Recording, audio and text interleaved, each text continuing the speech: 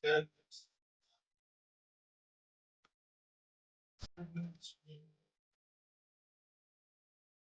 it's just fucking the just all that.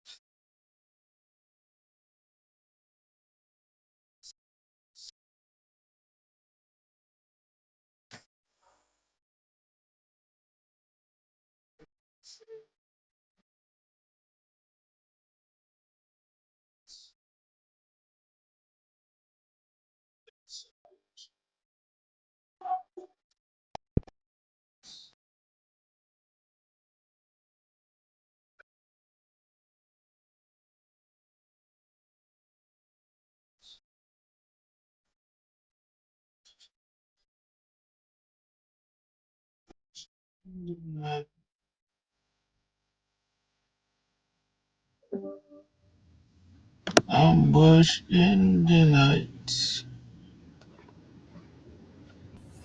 Good morning, good morning, good afternoon, good evening, good everybody.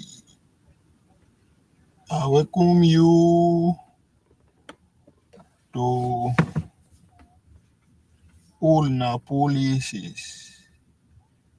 Today we shall talk about our federal problem. As we hear today, I understood that the National Assembly, the House of Representatives, is about to begin constitutional amendment. Maybe we should go there first.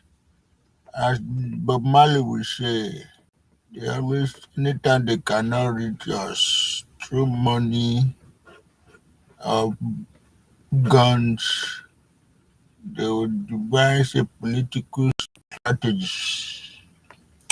So, going by the words and the spirit of Bob Marley, let's go straight to Abuja and hear what the National House of Representatives are up to. To be fair, this movement has been ongoing for the past couple of months, if not years. Anyway, reps to begin constitutional amendment. Vote December 10. Today is 2nd, so a week from today. So next Tuesday, inshallah. This is a piece published on Tuesday, December, which is today, 12 p.m. Can is by Enioluwa Adeniyi. Àwọn ọmọ Yorùbá nìyẹn. Àṣírí ẹja, let's go see all these guys. Why our schools classrooms not feel like this? Yeah, crime. If we will get at least all our schools equipped like that, if not be at primary school, secondary, we won't at least our universities, you know? Anyway, as I said, if you don't vote local, you won't get the point. Vote local. Don't vote for people who don't live with you. Anyway, the House of Representatives will on December 10th and 11th, 2025 vote on item under the ongoing review of the 1999 Constitution. Report that the Deputy Speaker, Benjamin Kalu, who has chaired the House Committee on Constitutional Review, made the announcement during preliminary on Tuesday, which is earlier today. He told members that the constitutional amendment bill debate will be held this Wednesday on Thursday ahead of voting next week. Okay, we shall bring it, inshallah. Kalu disclosed the amendment review had crossed the technical threshold, which harmonized papers now being finalized for lawmaker consideration. All right. He said the committee had completed the technical work required for its stage for the review, adding that it's now preparing the final set of harmonized documents to be laid before members of the members for consideration. A total of 82 constitutional alteration bills are currently under review. The proposed, according to committee document, covered electoral reform, judicial amendments, the establishment of the state police, and physical adjustments, the creation of new states, and the expansion of local government autonomy. Oh la la, shots. You see, that's what we're going to talk about today. You know, if they are, let's see the visibility, possibility, and most importantly, the political will. Because that's the next stage after all this grammar. Would they have the political will to say, come go ahead? Because if he sign everything, he will be sitting on the president's desk till 2031, the same maybe December 2030 before he will say he won't sign anything. Anyway, more specifically, the bill proposes equal opportunity power in politics to break gender and structural barrier, grant constitutional space for grassroots governance and stability, security coordination at state level through the introduction of policy framework. Okay. Understand that the recent times that state governors have been calling for state police and the spread of insecurity across the goddamn country. All right, I guess I didn't even see this before I set out to talk about that today, but as I see, our juju is in the right place. Ladies and gentlemen, we shall go to Kaduna, where the highs and mighty, the cream of the creams of the northern political heavyweights, gathered and speak grammar as usual.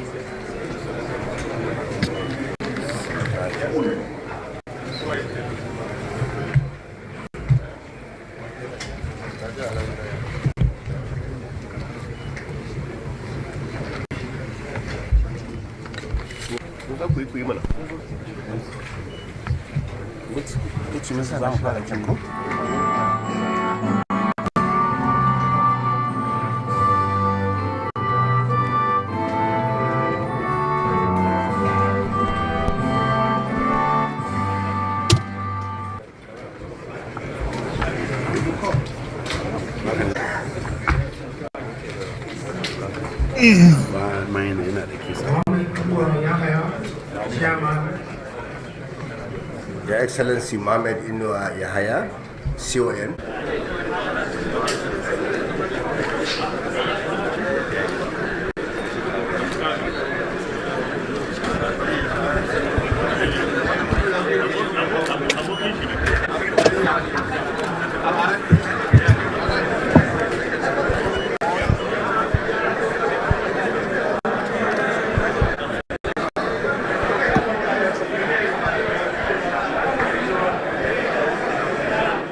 public conversation about insecurity in the North has become more complicated.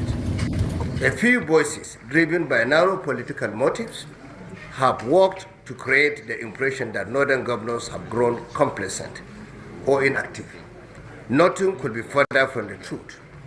We know the weight of the mandates entrusted to us. We live the urgency of every security threat and every developmental need. And we are fully aware that our people expect clarity, responsiveness, and result.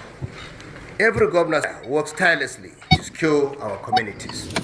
We coordinate, compare strategies, share intelligence, and hold one another accountable.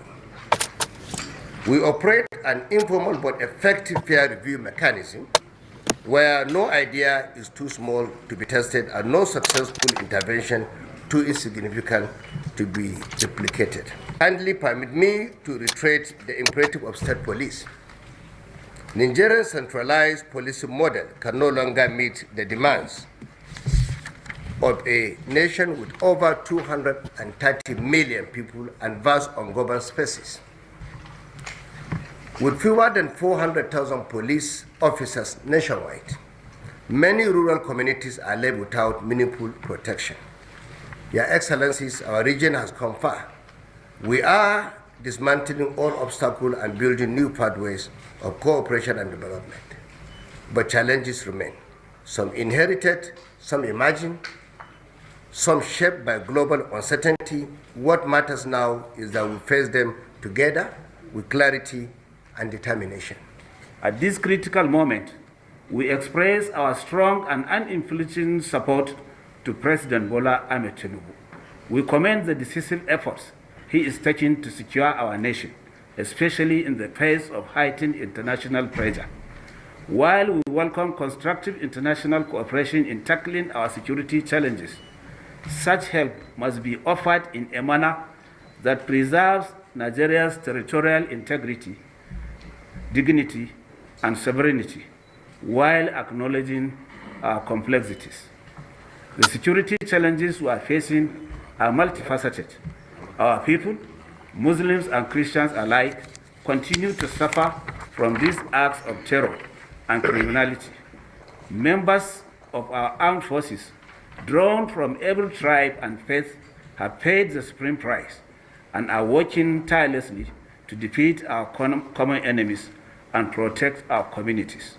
We must therefore resist the urge to promote simplistic, divisive, and one-sided narratives that undermine national cohesion, entrench divisions, and ultimately harm our collective efforts. The objective of our enemies is to sow discord and distrust amongst us, and we must not allow them to win. While we confront these threats, we must acknowledge that they do not exist in a vacuum. As leaders, we must take full responsibility. The roots of this crisis lie in the deep-seated problems of underdevelopment, illiteracy, crippling lack of opportunities, as well as the pressing challenges of climate change, environmental degradation, and poor resource management. To return northern Nigeria to the path of stability and prosperity, we must work together hand in hand to confront these challenges by investing massively in human capital development, critical infrastructure, and socio-economic opportunities. It is in the light of this that we place the issue of Almajiri and out-of-school children at the forefront of our agenda today. My dear colleagues, the reality of millions of our northern children roaming the streets instead of being in classrooms is not only unacceptable, but also a stain on our collective conscience. We must move beyond rhetoric and take decisive and coordinated actions to put every child in school and equip them with the knowledge and skills required to achieve their God-given potentials. There are challenges, of course, and we believe by coming together, we'll defeat all those challenges. I want to ask the governors to double their efforts in coming together and speaking with one voice. There's only one North. And I'm happy to see so many of the governors here or their representatives through the deputy governors. Let's look at possibility of having this geopolitical zones meetings of the governors and the traditional rulers. For example, the Northeast, they have a Northeast forum. At least once in a month or once in 2 months to meet with the traditional rulers of the Northeast. The same thing with North Central, the same thing with Northwest. There may be this type of meeting, either once a year or twice a year, will come together and now look at all what's been discussed and all what's been agreed as regards success of the North. And I want to, on behalf of the Council, thank all the governors and assure you 100%. We are with you, we'll support you, we'll continue to advise you,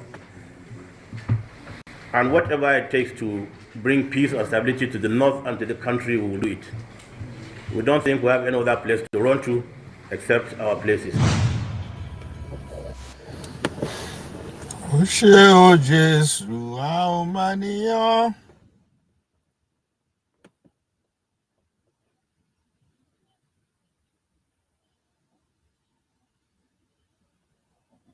So, brethren, it's the latest development, if I should say. I be breaking news as they call them. When I don't get new chief of Minister of Defense, man, this Tinubu is always it's the grand running. But our people in the north are not saying anything different than what a lot of people are saying, right? Everybody is clamoring for state police, state police. I am one person that say no to state policing. No to state policing for obvious reasons. We never reach. We are not matured yet. Decentralization, decentralizing, state policing, division policing, local policing, however they want to use Igbo framework. Why they still keep political power in one place, highly centralized. You cannot keep power at the center and you said you want to have local police. It doesn't work like that. That will give you nothing but a weak, very, very weak, inconsistent, or I would say easily captured local government force. If you have a state police, why the power sit there Abuja? If you have local government police, why the power? The political power, the power of taxation. Everything is still heavily centered in Abuja. Those police will become and then will become a local bandit, terrorist, vigilante. Everything way you think you can, everything good and bad that will be because everybody, basically like me, if I become billionaire, it's just for me to make sure my state police or local police are on my payroll. I can do that easily. I can't pay the whole federal police, but I can do that easily. I don't need anything at the federal level anyway. They can be captured by state actors. Can also be captured by even the men in power. Because when you have a state police that is not being catered for by the people which within the state, then there is a problem.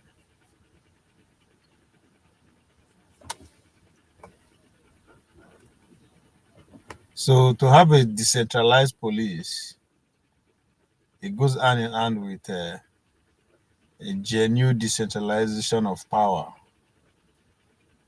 Local government should have their own, should be able to cater for their own people. The way they want policing, they want to be governed, the resources within the environment should be used to take care of all that.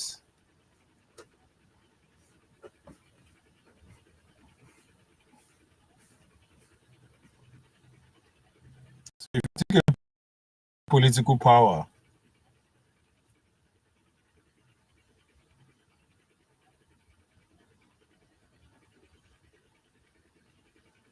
You are literally taking even the physical power away from the local government you are trying to police or empower.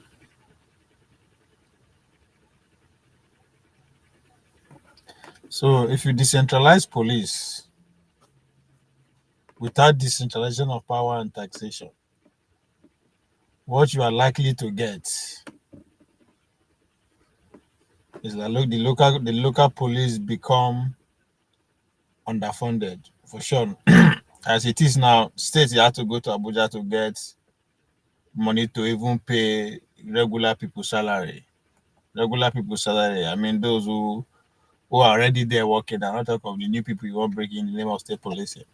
So first they will be underfunded. That will lead to ineffective common ground.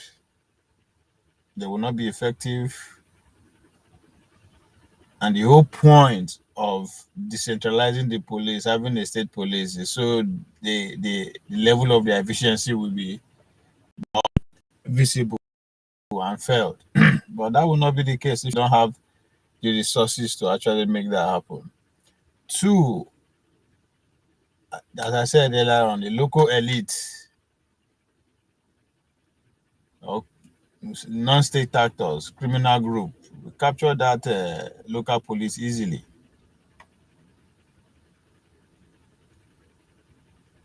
Especially if we don't manage first buy guns for them and everything. Don't finish now. You don't even need to recruit. You don't even need to go recruit people from other neighboring countries, as we claim. We don't need illegal guns to be coming in. We already armed the state police. So all I need to do is to take care of their logistics and welfare. They will listen to me more than the government that institute them. Because the center is too far away from the people they are supposed to supervise. So, in other words, even if the center managed to keep up with their welfare, logistic, and everything, that means they still enter to the center, not to the local authority, not to the states. That's another thing we should worry about. Another thing that we should worry about is that if we still keep the power at the center,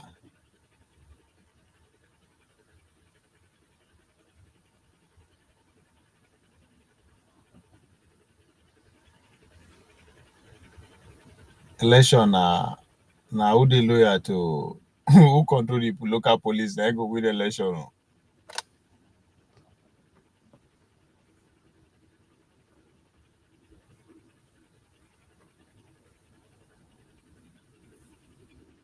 So if you want policing to come closer to the people, to have a local government police, to have a state police as they're proposing, either for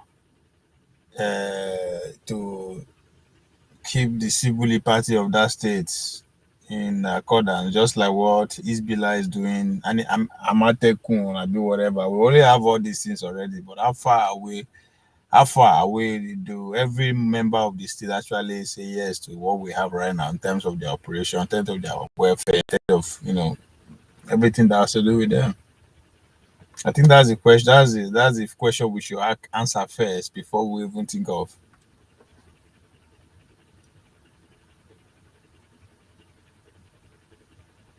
So, or if you want to empower them and equip them to keep law and order,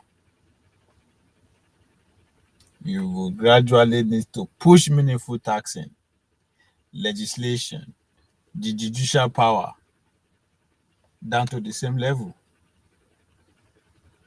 It only makes sense that the man with the gun answers to his neighbor, or answers to somebody that is being paid to either protect rather than answer to invisible power in Abuja. So in order for you to do that, you also allow the states to collect taxes. In order for you to allow states to collect their taxes, you also have to give them the authority to do that. You have to give them the judicial power, but most importantly, the autonomy to pretty much do how to live how they will, how they want. If not, you just decentralize the police without this, political power and the power to tax the citizen of the state so that they can equip and guide the police as they want. Then we're making it's just the men in power lack nothing to distract us with. So decentralized power, decentralized police, decentralized taxation. That's the only way to go. That's the true federalism that we are missing. Right? Give me power to govern myself. Give me power to literally feed myself, and give me power to what? To protect myself. Without necessarily going to answer or wait for the man in Abuja. Because as it is now, all the governors go to Abuja every month. So by the time governor fuck up, or the governor of the state not align with the man in Abuja, just like during the times of Obasanjo and Tinubu as the governor of Lagos State. Like it's like throughout the whole 7 years, I'll be 8 years. Lagos no Abu Obasanjo in the name of central power no give nobody release Lagos State money. So if to say Lagos no get we able to find a way to raise money through the hard way, of course, city will always be at the receiving end. How do you think that will happen? Whether the states go collapse or the Bola Tinubu will have to capitulate to the man. So if the governor, just like what happened in River State too. So what would have been if you say you give autonomy you give state, you create state autonomy.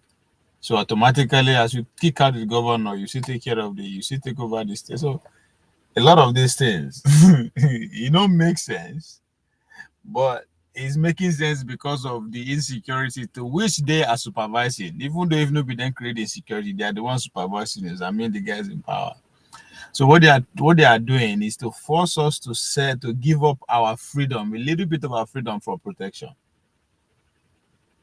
They're not supposed to be like that. But that's the game where these men they play with that. So we have tried centralization and it hasn't worked. It's time to try something different. Decentralized power, decentralized police, decentralized taxation. Let's give state and local government the autonomy to make decisions that affects their community. So it's that simple. I don't know. Well, we are greedy. Let empower them to collect tax and to make budgets that prioritize needs. And let's create police force that are accountable to the community they serve.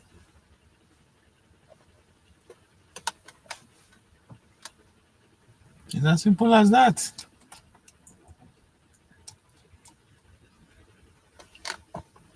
So it's time to break free from the chain of this centralized control and build a Nigeria that works for all. In Nigeria, where every region, every state, and every local government is empowered to strive. I mean, that's what the Chinese do with that. Chinese people, by the time they were accepted into World Trade Organization, then no investment is going to come in. What do? You are not going to import people or anything. You unleash the genius of your people. They open up the local and regional government, empower them for them to sell their land, do their land as they want. But of course, with a little bit of supervision from the states, from the central, that's fine. So that they'll be coherent.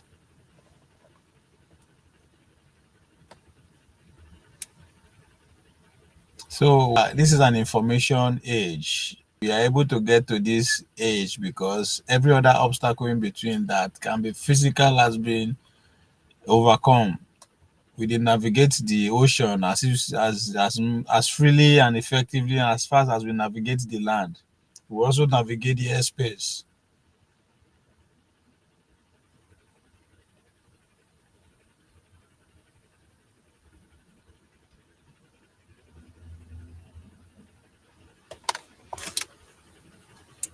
So in the information world, you allow people to do whatever they want. You have access to them at any time you want. Nobody can hide.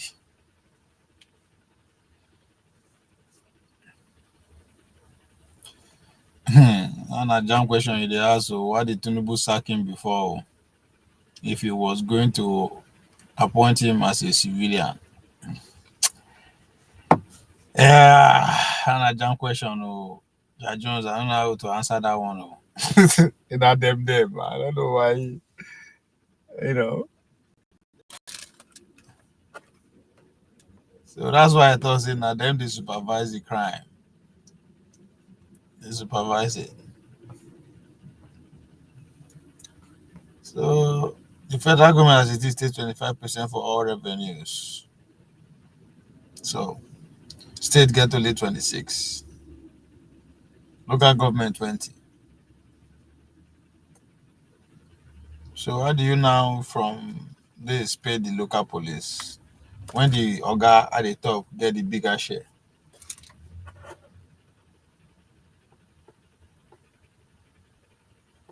State doesn't have any power, any meaningful taxation of their own. We can fought for that before he left the state's governorship, but I don't think he succeeded. State doesn't get tax income, no property tax. A very limited state tax and get. How many states there are people they strive like that? So they are working hard to amend the constitution just to fix in the state police because constitutionally it was prohibited. It's not in the constitution. So all the police force answer to Inspector General appointed by the president. Make it make sense. So as a result of that, the governors had to go Abuja to beg for monthly for bailouts, just like the local government chairman. The same police force that can secure a village in Zamfara is used as a personal escort of a senator in Abuja. Make it make sense. Because the money, everything they one place. Everybody in Abuja they come from. Both the senator and the policeman, where suppose they local place, they doing thing. The answer to the ban in Abuja. So kidnapper, bandit, and separatist agitation operate knowing that the command structure in Abuja is too distant and too centralized to operate effectively. So when governor went to Abuja to look tough, they create vigilance group or state security outfit. Amatekun, Ebubeagun, eh, is below them. That everyone knows are have legal and can be disbanded tomorrow by court in Abuja.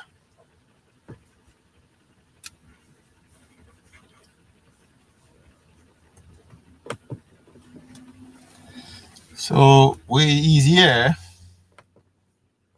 I don't know. It doesn't make any sense to me why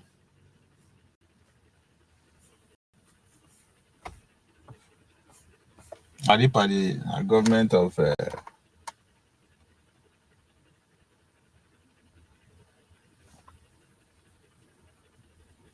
and we dey expect things to change. Things no will change.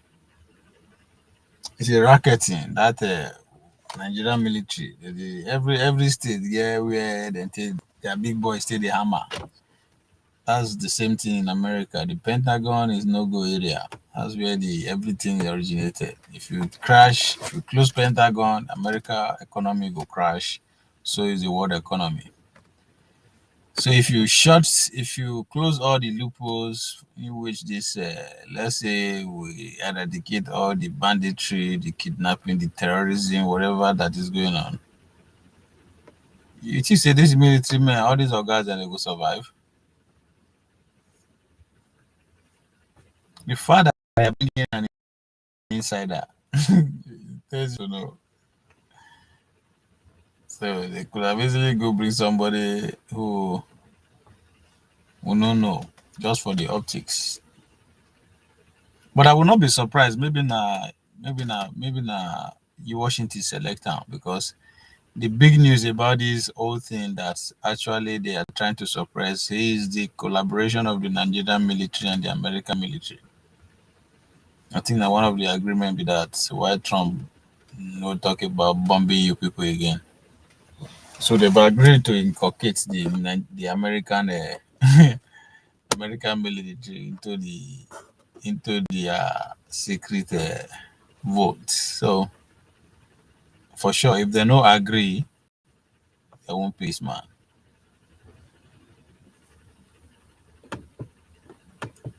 So every security decision we have to make, Washington DC have to be involved.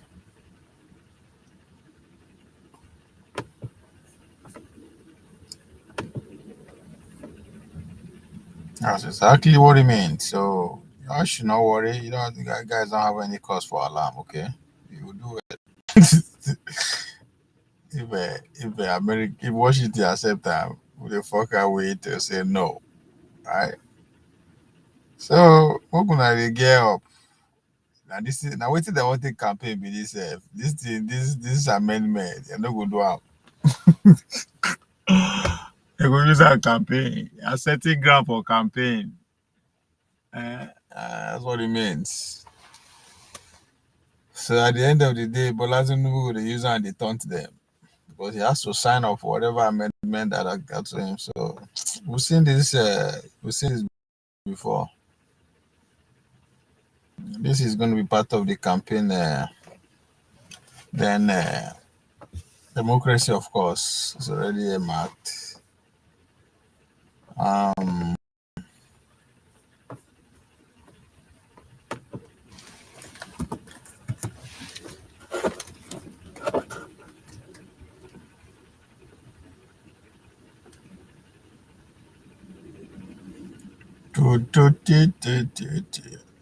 Showore, I don't know. Showore emerged as the chairman of his party. Don't win again. Ah, people in Nigeria. Well, as Showore emerged as chairman of his party, so why not just Kuku give the party to Obi? May Obi run as presidential candidate. Why is the chairman of the party? That would be something at least for the youth, the young people to cheer about. You know, they'll be excited about that. Maybe, oh, am I overthinking it? Since you already don't emerge as his party chairman, you know, just let Obi be the flag bearer. That's a powerful combination. Well, you see, no mockery has no job. You don't get job now. Guys, people, they don't give her a job now. So what's that? Democracy has risks. These are all the components of your campaign coming together one at a time, one by one. So that will include censorship. Census, have been, now they call it. They'll do census next year, so that will be included. So if you don't get job before, but you don't get job now.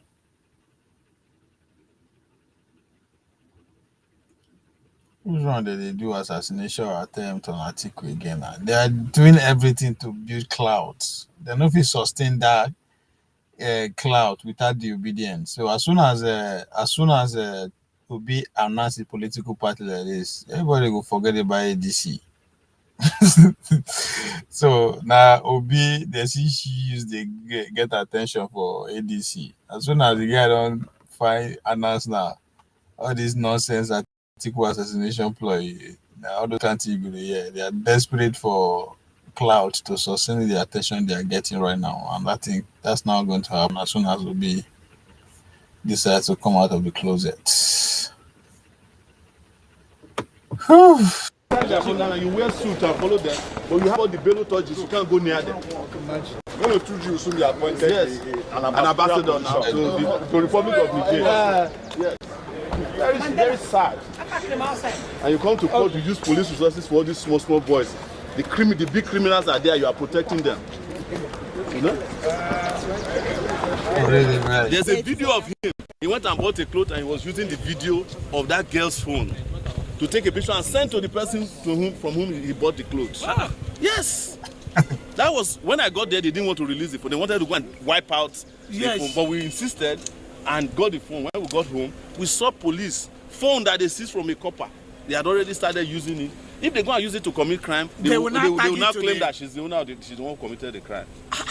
That's the Nigeria police you have, led by this illegal.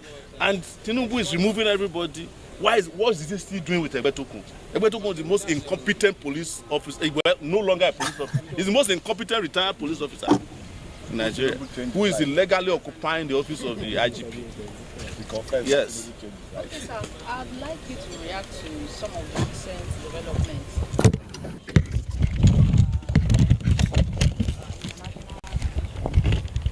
Already beef. Oh, it is not the chairman of this. That Nick will be the presidential club bearer. Spoken about the ambassadors is that Nigerians always, surprise me. They never attack the issues. Where do you expect Tinubu to get his ambassadors from? From the Vatican? Is it not his fellow WhatsApp group members that he will appoint? So you are killing yourself. You are not asking about the guy who appointed them. You are asking about the class captains he appointed. It's just like a class master. If he's allowed to, appoint a class captain, he might appoint a guy who doesn't even come to class. Exactly. That's his prerogative. That's why I'm surprised that people are beating, around. They are beating themselves over, Tinubu appointed this person. Who would Tinubu appoint?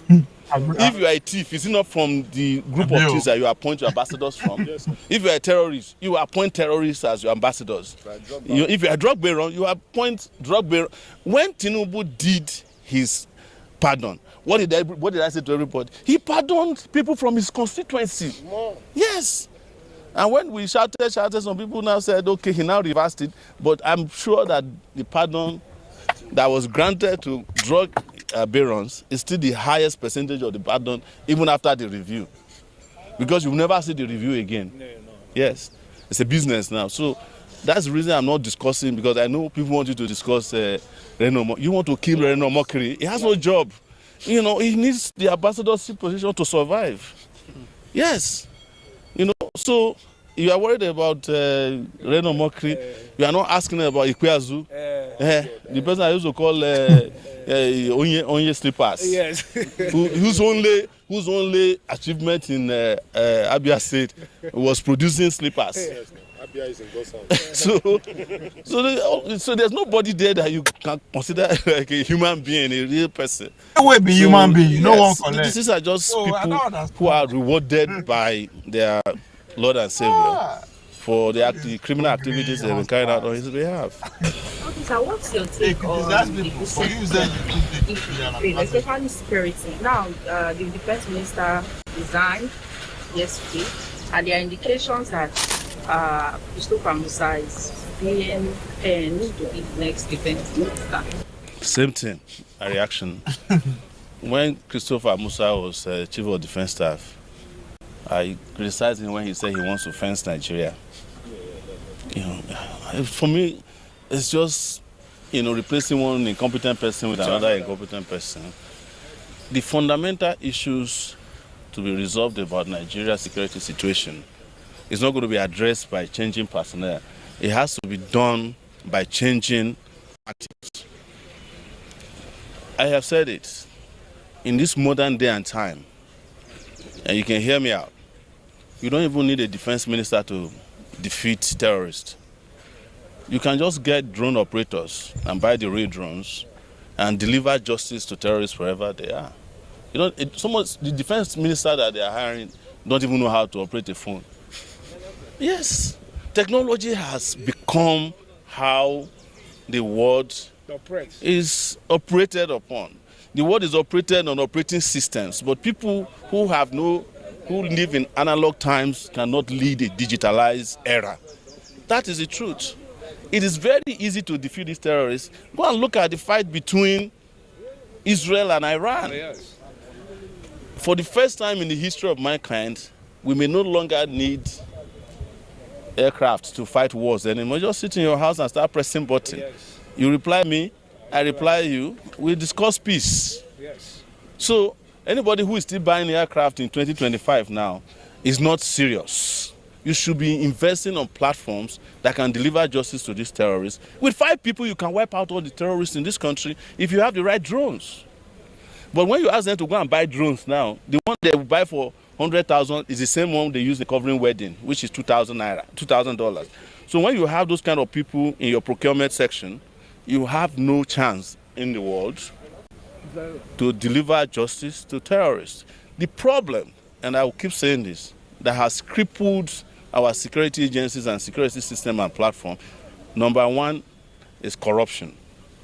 2 is incompetence. And number 3 is the wickedness of our leaders, because you cannot ask somebody who is funding terrorists to go and become Minister of Defense and expect him to defeat terrorists. That is what Matawale was doing when he was in Zamfara as governor.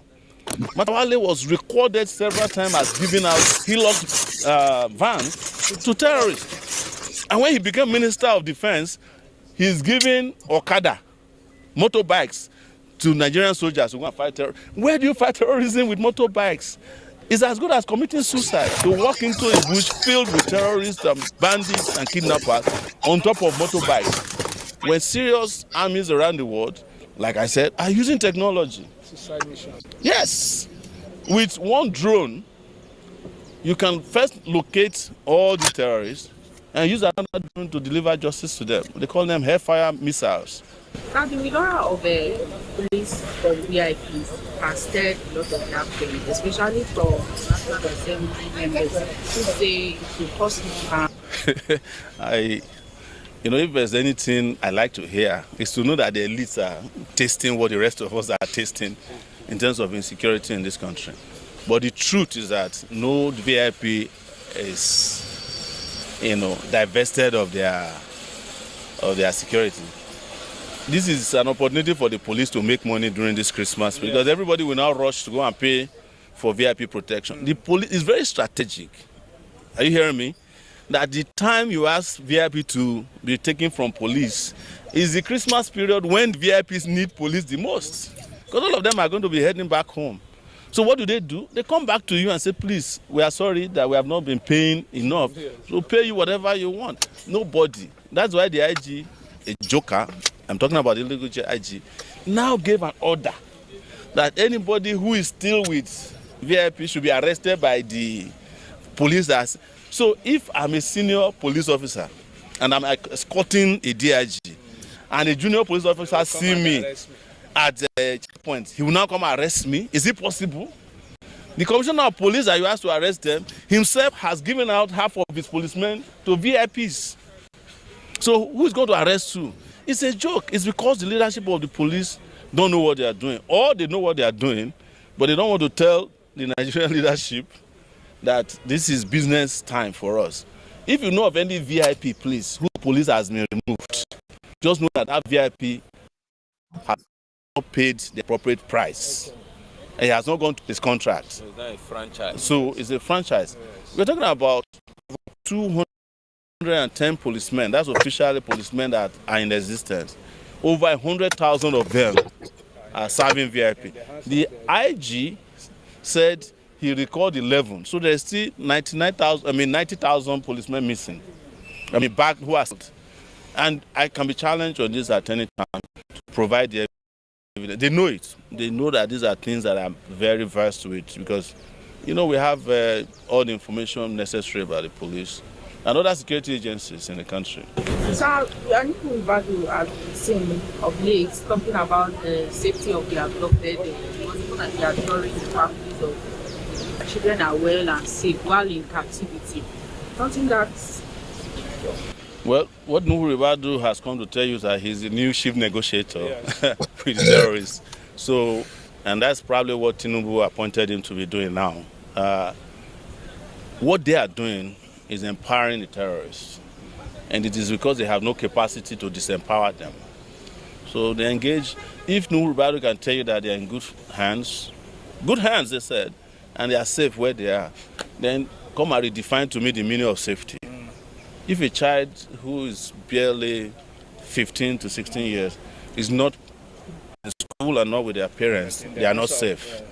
There's nobody who is safe in the hands of deranged kidnappers, terrorists, or bandits. None. So that's why I said maybe you should redefine to me the meaning of safety.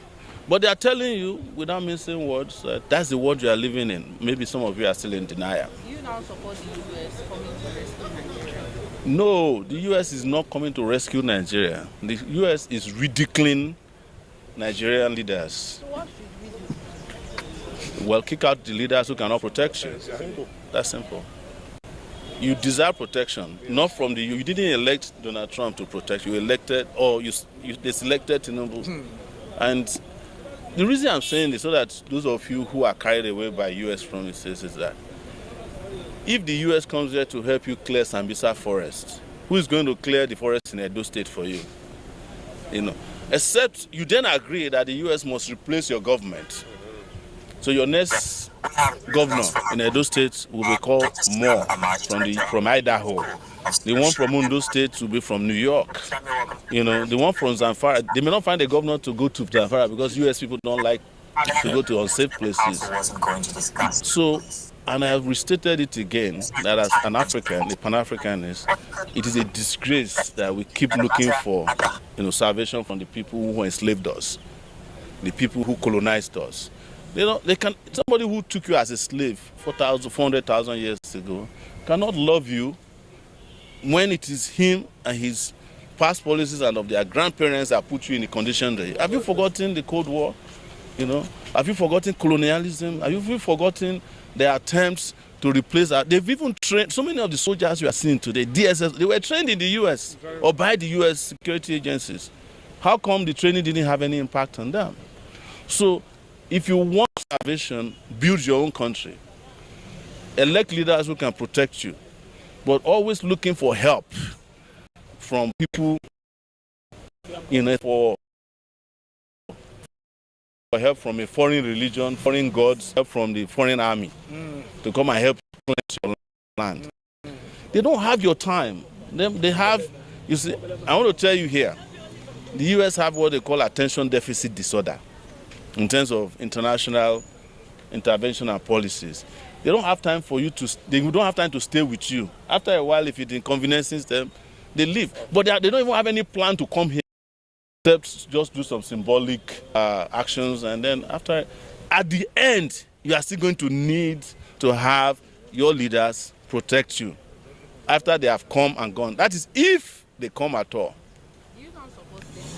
What? State police? Oh, I've always supported state police, but not without proper guidance and regulation. I support state police on the condition that all the policemen will be trained according to the same standards across the country, and that they are well paid, not like in Ondo State where they have an equivalent of state police right now. They don't even have, they have casualization, they don't have appointment letter, they don't have insurance cover. You want people to come and risk their lives for you, and they don't have anything to show that they are working with you. So it has to be properly regulated. You must pay them well, you must provide them with insurance, they must have housing, not barracks, because barracks don't work anymore for me. And they must be properly trained, and they must have rules and regulation.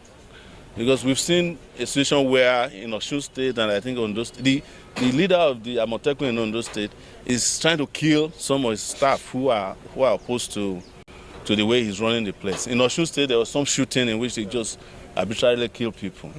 So that's why regulations for these bodies are very important for him. But state police, campus police, any police, I'm in support of it, but not rogue law enforcement agencies. A video just something Matawade. Yes. Advocating that not all bandits are criminals. And not all criminals are bandits. I don't want to waste my time on responding to the likes of. It's a reflection of where we are. That again, the worst amongst us is governing the most brilliant amongst us. So These are wash-up people that have no business. These are people that should be in jail. I met one governor, former governor here this morning. What is his name? Bangida Aliyu. Okay. Yeah. He was alone in a BMW. So he saw me, came to greet me. I said, what are you doing here? I said, I've been facing corruption charges for 10 years. I said, why don't you join the APC and stop disturbing yourself? He said, you can't join them. I said, well, it's a matter of time. Yes. Yeah. So, what did we predict to you? That they will do that? Well, I also predicted that it will be the greatest mistake of their life. And now, the people we asked to protest to prevent Nnamdi Kanu from going to jail are all rushing to Sokoto. I want his family members to give me the right to admit people to see him, so that I can be there. And I'll tell you the day the judge who sentenced him is going to go to Sokoto. He's going to go beg like Fela was begged in Bama prison for doing what is wrong, if he has not done that already. But if he wants to go, tell him to contact me. I will arrange a safe passage to Sokoto. This was the worst thing they could have done to them. When they were taking him to Sokoto, they thought they would ridicule him. He would be, when he goes to Sokoto, he has turned Sokoto to another Mecca. Yes, pilgrimage. That's what we predicted. You know, they don't have sense because they don't have people who can reason in government. And now, look at where we are. You jail Nnamdi Kanu. Nnamdi Kanu is already a celebrity in prison. They said he has already become the president of the prison, but I doubt that is what Nnamdi Kanu wanted. But it must have been conferred on him just by respect, you know. So very soon, you will see that they will, on their own, reverse the most fundamental mistake they ever made regarding Nnamdi Kanu. You can quote me on that.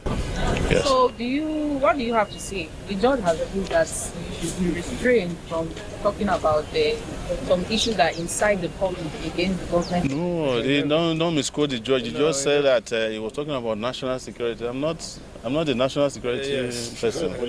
I'm not a police officer. Yes. You also heard me tell the judge that we have a plan to defeat the candidate of the other side, and I will continue to make public policy statements. It's on record.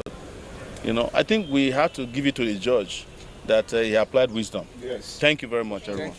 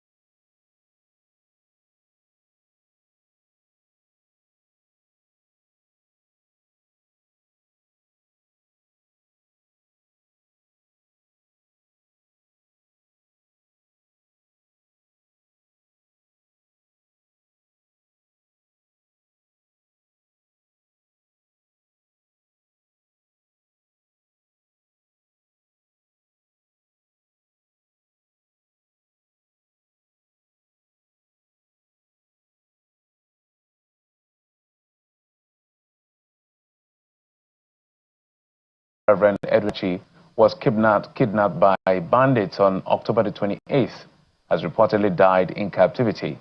Reverend Achi and his wife were says the clergy, the church, the family, and all who were blessed by his faithful ministry, humble spirit, and unwavering devotion to the service of God. The church also prayed for the release of his wife. Our thoughts and our prayers are with his family. That's what we can say for now, and we hope that his wife will be released eventually. These are very trying times for our country. And still talking about security, this time the Senate has passed a resolution classifying kidnapping as an act of terrorism, stipulating an amendment to the Terrorism Act be made to impose the maximum penalty of death. The resolution was made during plenary, when national security was a prominent subject of discussion. Our correspondent Gloria Mozuke has the reports. The subject of insecurity clearly dominated the minds of lawmakers as they reconvene for plenary following several days of a security summit. In a motion raised by Senator Lola Ashiru on the maze of kidnappings, particularly in 3 states, including Niger and Benue. Lawmakers embarked on what turned out to be a heated debate.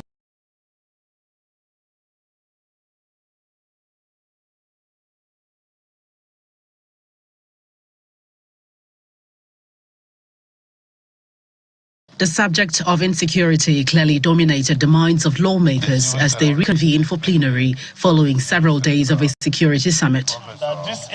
In a motion raised by Senator Lola Ashiru on the maze of kidnappings, particularly in 3 states, including Niger and Benue, lawmakers embarked on what turned out to be a heated debate. While Nigerians are celebrating the fact that no life was lost on the side of those who were kept in captivity and who regained their freedom, Nigerians have argued, show us that a bullet was shot to regain this freedom. The governor of Kebbi said that somebody ordered troops out and people were kidnapped. Till today, nobody in Nigeria knows what happened. Who withdrew the troops to put all these children in jeopardy? Then you make an example of him. That is how a country is run. The debate became even more robust. I am troubled by the conflicting judgment by various high court judges, where the law says act of terrorism, if convicted, shall attract death penalty. No judge has a right to pronounce less than that. I think it is time for Nigeria to allow us to be carrying arms. The CEC needs to look at its military architectural design around him. Let me make my view. However, an uproar occurred. Senator Siriake Dixon in his argument accusations. Our democracy, right before our eyes, is being rubbished. Our country, right before our eyes, is losing prestige and respect, and is endangered by the day. And I want to briefly object to the way and manner some of the comments from the other side have been on this very serious issue. I'm coming, let me make my views, please. You learn, but which other side? There is No. Please, I respect this request, please. Let's not talk. Refusing to back down, his microphone is then cut off. Be guided from the chair. The reality is that this affects all of us. So there's nothing like this side or that side. The same community that those children were returned, they've gone there to go and kidnap 11 people, including a pregnant woman. So we must realize that we are under attack. Those in support that this, the death of General Ba and the circumstances surrounding his death be added to the committee for investigation. Say aye. Those again say nay. The ayes have it. Other resolutions include the dissolution of standing committees on Air Force and National Security and Intelligence with immediate effect and the reconstitution of new ones within 1 week. The Senate to undertake diplomatic engagements with the United States to address the escalating security challenges. The Senate leadership to meet with President Tinubu to brief him on the resolutions, and the Senate to amend the Terrorism Prevention Act, classifying kidnapping as a terrorist offense, punishable by the death penalty. In the meantime, President Bola Tinubu has forwarded 3 non-career ambassadorial nominees representing Ogun, Jigawa and Oyo states to the Senate for confirmation. The Senate Committee on Foreign Affairs is expected to review the nominations and report back to the chamber within 1 week. From the National Assembly, Gloria Umezike, Channels Television News. President Bola Tinubu has declared a security emergency in the country following recent security threats. The president, in a release he personally signed, also orders the army and the police to recruit more personnel. According to him, the police are to recruit additional 20,000 officers to bring the total to 50, that's 50,000, with authorization for the force to use various National Youth Service Corps camps for training exercise. He says the police officers being withdrawn from very important persons as the VIPs in the country should undergo crash training to debrief them and deliver more efficient police services when deployed to security challenge areas of the country. President Tinubu also directs the Department of State Services to immediately deploy all the forest guards already trained to flush out the terrorists and bandits lurking in forests across the country. He says the agency also has a directive for his directive to recruit more men to man the forest. He commends the courage and sacrifice of the leaders and rank and file of the armed forces, charging them to remain resolute, restore peace across the country, and to uphold the highest standards of discipline and integrity, plus other things the president said as far as these issues are concerned.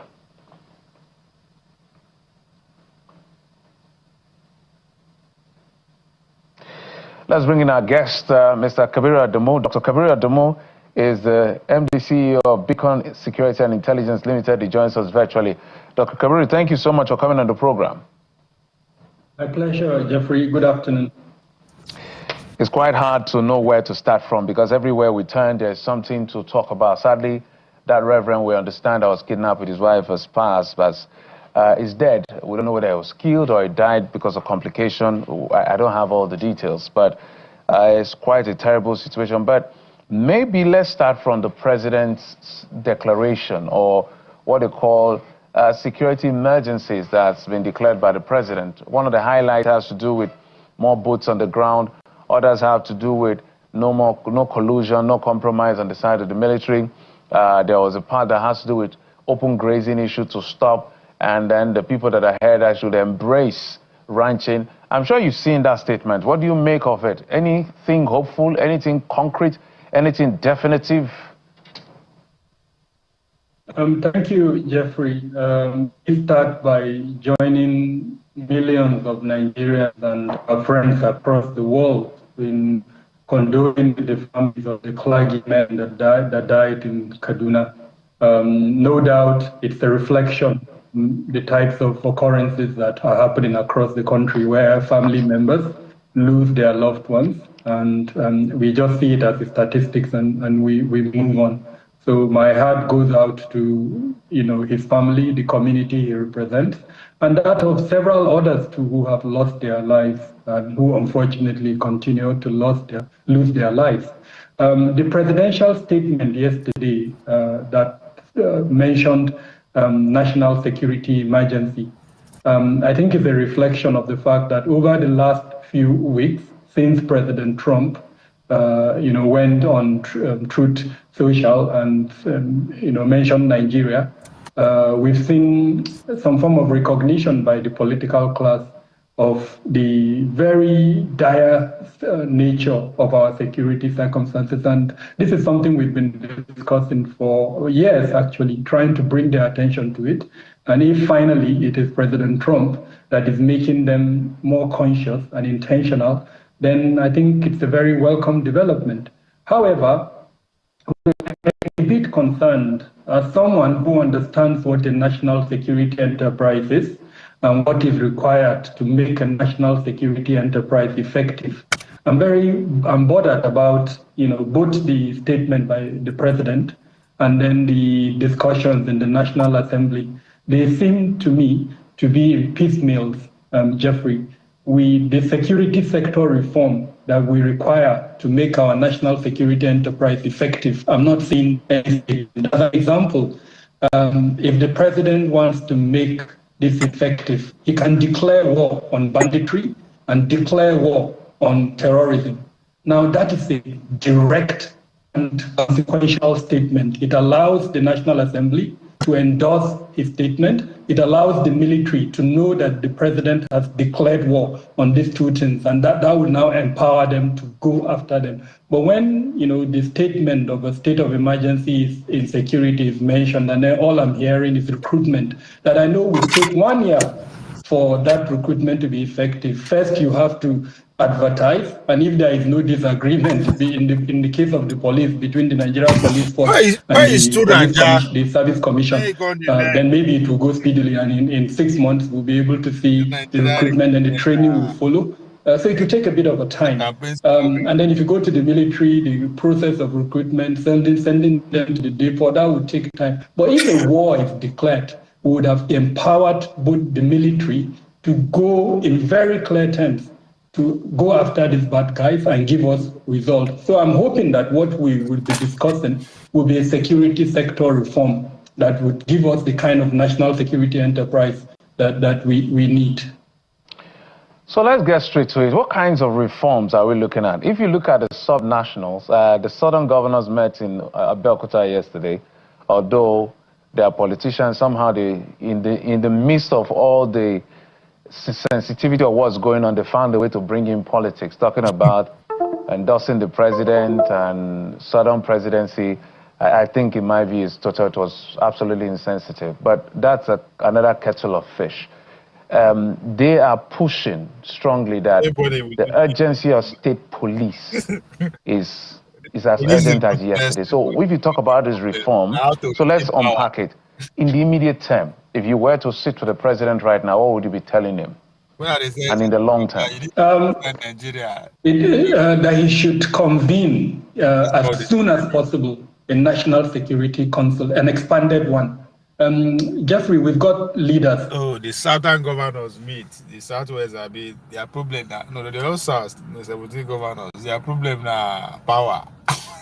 Turn by turn.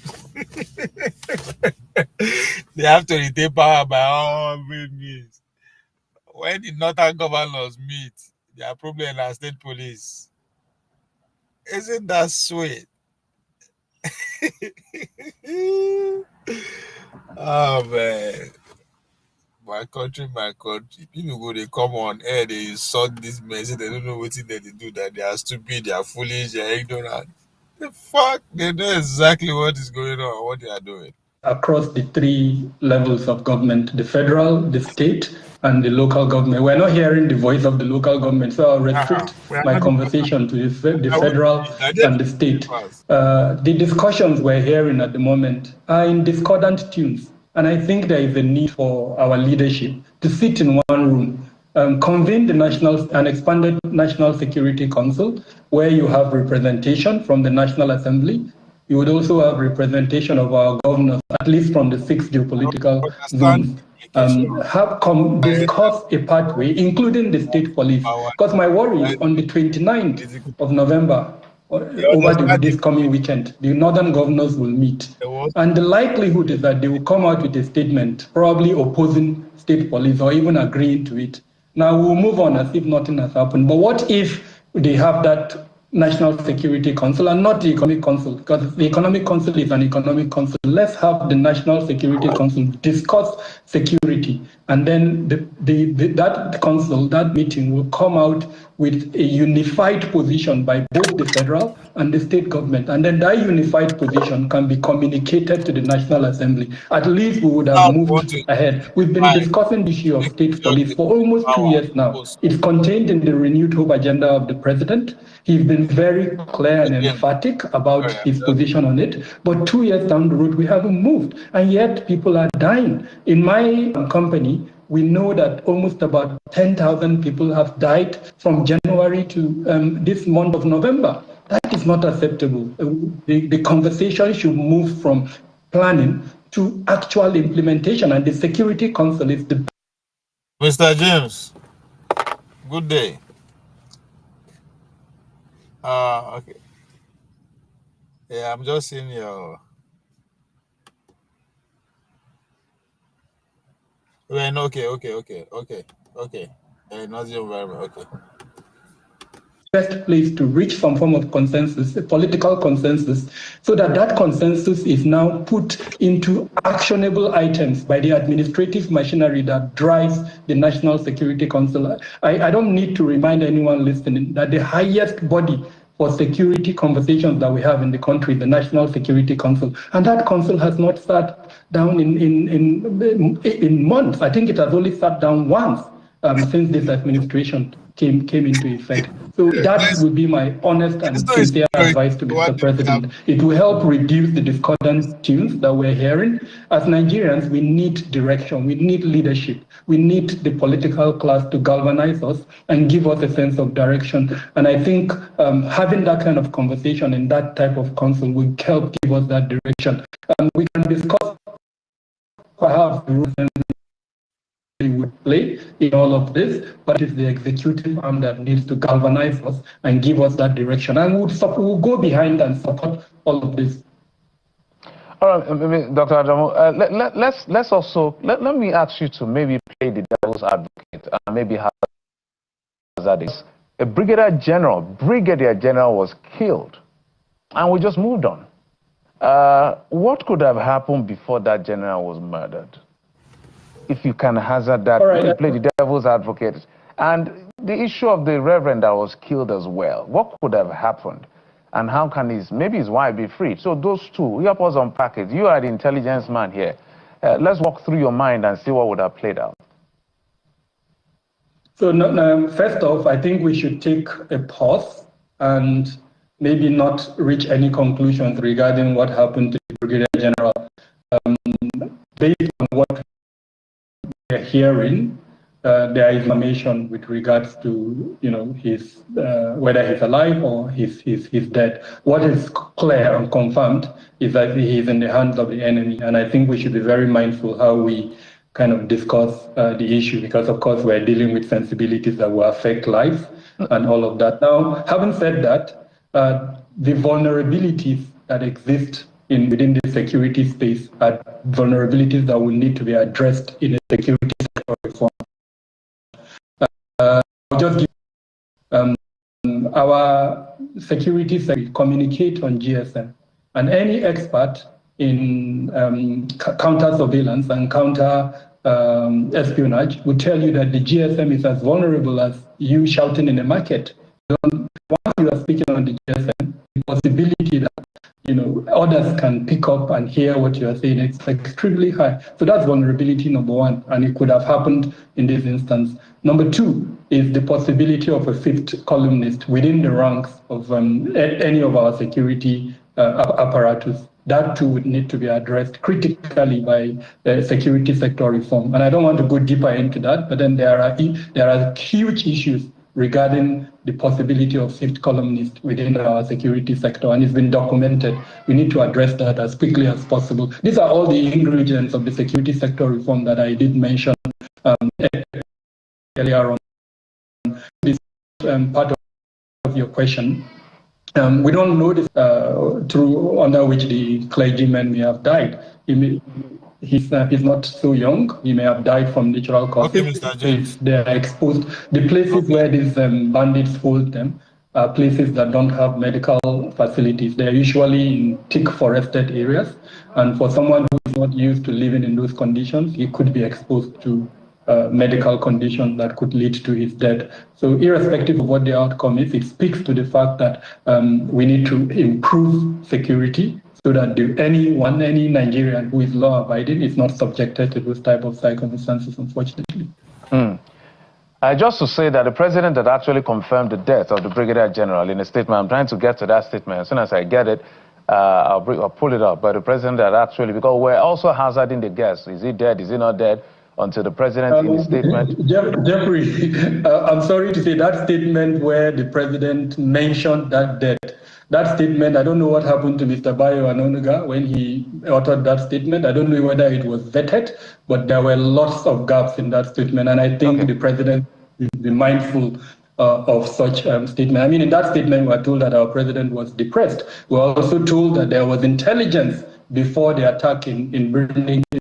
That statement did not tell us what was going to be done to address the gap. If there was intelligence before the attack on Birnin Kebbi, the statement should have gone ahead to say this is what the presidency would do to deal with whoever it was that received that intelligence and failed to act. So I think something was wrong with that statement. Yeah, no, I'm not just talking, I'm talking about the one with the Brigadier General. Yes, I know you've identified some gaps in all of that, but confirming the death is what I'm talking about. That authority, the commander-in-chief is the authority we quote as to the death of.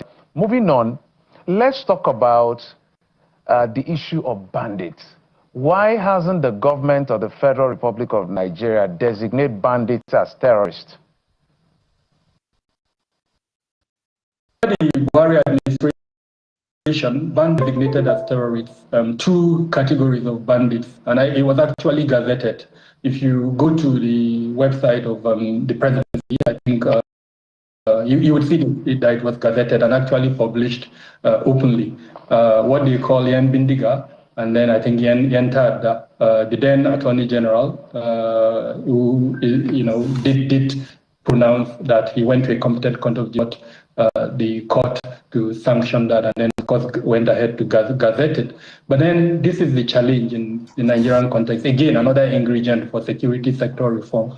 We did that, but we did not follow through with the provisions of the Terrorism Prohibition and Prevention Act by identifying who this Ndiga and Mbanga. You ask me who are they?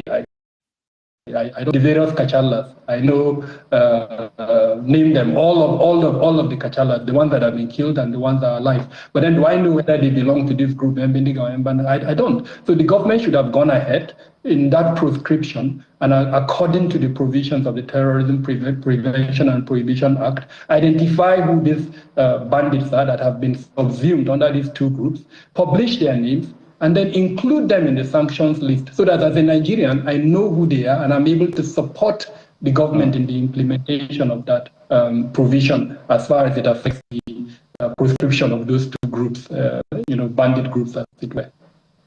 Yeah, because we're talking to a lawyer this morning. He said under the Administration of Criminal Justice Act, nothing remotely talks about banditry in that sense. So that's why we're looking at all the papers and all the books, whether that word should be expressed. We don't know the sub-elements that constitute banditry. We just know the outcome of what they do, which is dastardly and very wicked of them to do. So if they are now so brazen that they are on, and the Nigerian state must rise up to do what it has to do in defending the people. But let me quickly jump on this one as we begin to wind down. We understand. Look at what is going on already. We see Guinea-Bissau. Maybe another coup has happened yet again because the military has actually taken over. The usual flurry of condemnation has started. We will understand our former president, Goodluck Jonathan, is trapped in that country. Is this another failure of the system? Should we be worried? Yes, I think so. No one is in doubt about the political circumstances of Guinea-Bissau, a narco state that has experienced series of coups in the past. We know, for instance, that the drug cartels are interested in some form of political dominance within the region. We've seen what the now unfitted president has done in terms of his attempt to circumvent the democratic processes. And of course, we've also seen the fact that the election results were being contested. And then unfortunately, we had ECOWAS, AU, did send monitoring groups. And as usual, the opportunity, for instance, to make very clear statements that could have perhaps woken the now unfitted president was lost. And where we are at the moment, like they say, if we fail to provide systems for democratic transition, unfortunately, these types of events happen. And I think this is what happened. We should not exclude the influence of the narcotic players, especially Latin American drug cartels that have shown significant influence in that state. Given what has happened, I think it's absolutely important, especially since we have a former president, Nigerian president, who is now trapped in that country. A problem with all these guys. I know we've made a statement, but we need to go beyond that statement and call for, the same. Who are trained by American or British intelligence experts, or who are secretly working for them, they give them something to the narrative to portray. If they call Guinea-Bissau a narco state, what the fuck do you even mean by narco state? That's just an avenue to come and invade the opportunity to come and just bombard Guinea-Bissau. That's what you are promoting, right? Any moment from now, Maduro will be out. And the same thing they frame out, narco state, drug state. Which of these nations, this developed world that did not build their economy with drugs? By the time you begin to operate a closed economy, you will begin to see harsh dealings from the other nations, and you have no choice. Cheap or free labor with drugs. That's pretty much what the British used, the Americans used, you name it, the Chinese, every goddamn one of them. So people who successfully chase their colonizer away without negotiation, of course, they will find themselves in a very difficult time or process for them to develop. So whatever that will make that happen goes. That's the process they are in. This woman allow come here, come here. It's exactly what they wanted him to say.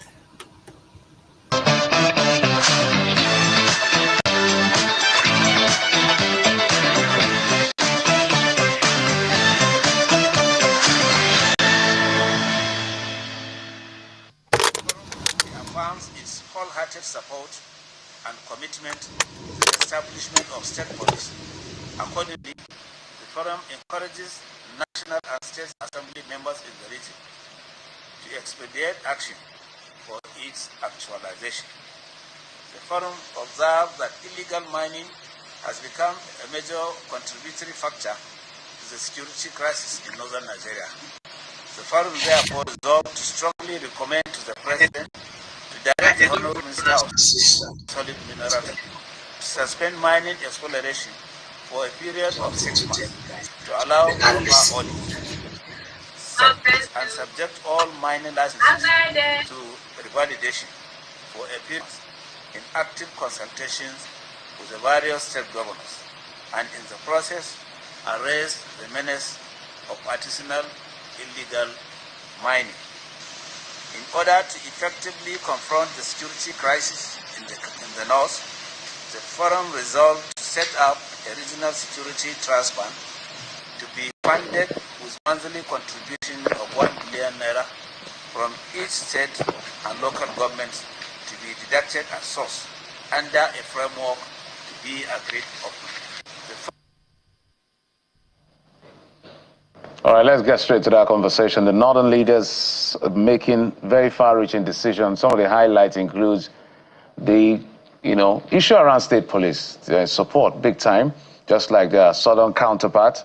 The issue of suspending mining exploration for 6 months. That's the advisory they are giving to the president to stay put on that so that revalidation can be done, and because it's a major trigger, natural resources. And they talked about 1 billion naira monthly contribution from the 19 states, some form of a security trust fund. Let's bring in our guest who will be bringing us up to speed as well as his perspective on this far-reaching decision and, more importantly, the insecurity in parts of the north. Shehu Mahdi is a public affairs analyst. He joins us virtually. Mr. Mahdi, thank you for coming on the program. Thank you. Good morning. I did highlight some of the things that have been said. Are they drastic enough in your view? Do they inspire hope for the people of the north? Say this is a step in the right direction to be able to curb the incessant killings and kidnappings. Well, this is just a panicky approach to security. When you wake up and say you are contributing 1 billion naira every month, times 19 billion naira, to do what with that money? Where is the blueprint? What are they going to do in specific with that money? When you have no blueprint and you gather money, you file up money, the money will end up either being squandered or being wasted away. Nothing to implement it on. Number two, they are running away from the reality on ground. The reality on ground is that there is a linear, direct, indirect, and tangential relationship between poverty, unemployment, illiteracy, and insecurity. They can surrender the entire budget of the state if they like. But as long as there is no investment in education, in agriculture, in youth training, in so many critical factors and infrastructure, for that long they can continue contributing any amount of money they want, but security is going to elude them. As long as they don't checkmate themselves, the extravagant expenditures being incurred by most of the governors explains why there is no security, not only in the north, but all over the country. When you find the main cost of local and foreign travel by a governor, golfing more than 30 billion naira in 1 year, actually in less than 1 year, and you go to the same state, go to the Ministry for Health, you find the entire budget for the whole ministry for over 8-9 million people is less than 10 billion naira. If you go to Ministry for Youth and Women Affairs, the amount budgeted is less than 2 billion naira. If you go to agriculture, the amount is less than 10 billion naira. But in the office of a particular governor, 30 billion, 40 billion allocated for what? For admin and traveling. Anybody with that mentality and is telling you that he's serious about security is only deceiving himself and also deceiving you. We need to have a practical approach. When you say you want state police, how, when? People for this state police 10 years. They have been ignoring it. Now they want state police. What approach? What structure is on ground for the state police? State police is very, very desirable. I am for state police, but not in the fire brigade approach. There is no state in Nigeria that doesn't have retired DIG, retired AIG, retired director DSS, retired director from prisons, retired director from immigration, retired director from civil defense, but they are not tapping into the experiences of these retirees who know the game better than anybody. Rather, some of them see them as enemies. As long as we don't bring in critical stakeholders, as long as government doesn't discharge its own responsibilities, as long as monies are being squandered and spent at will, for that long we'll just continue crying about insecurity, but insecurity will continue to challenge us. Yeah, Mr. Mahdi, yeah, if I may comment, I know you've raised concern about lack of prudence on the part. I think it's across board, from federal government to state, where we've said, a friend of mine would say, is the moral hazard they have to bear for emotionally unintelligent expenditure, given the paucity of funds that we have as a people, yet we see them spending this money. Where I'm going to with that is, insecurity is biting really hard. So in terms of prioritization, don't you think that is an urgent situation that needs to be addressed? Then we can backtrack to these positive factors that you've listed, which are quite correct. The truth is that there has been total neglect in the past. People were complaining they are being ignored. At one time, in a certain state, only 10 local governments were under the hand of bandits. Today in that state, 20 local... So just imagine, imagine state as it is now harvest police. With all these uncountable or unaccounted for budgets, money and everything. Still, we still have state actor doing the illegal mining. And just as Mr. James asks, why is it allowed in the first place if it is illegal? So imagine if we now have police on in the states.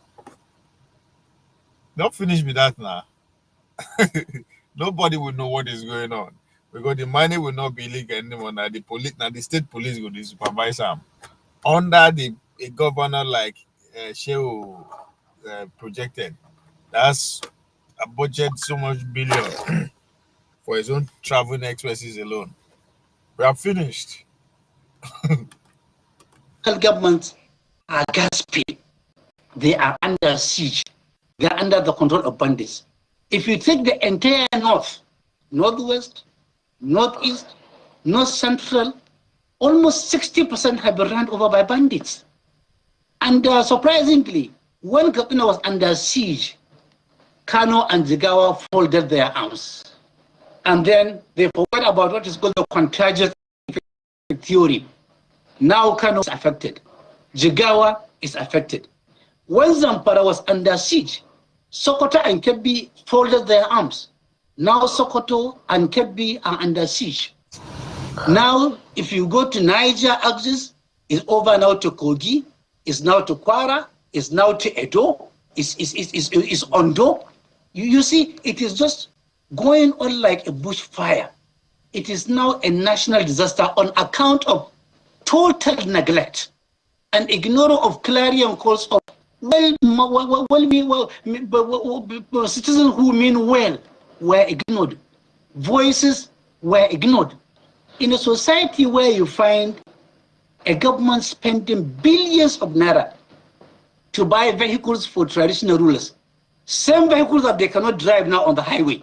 Most of them that go to Abuja or come to Kaduna or go to Lagos for a meeting, they go on chartered flights. They can never drive those limousine cars. In a society where you give priority for luxury, you abandon education, abandon agriculture, abandon healthcare, abandon youth unemployment is there in millions. That society can continue pretending.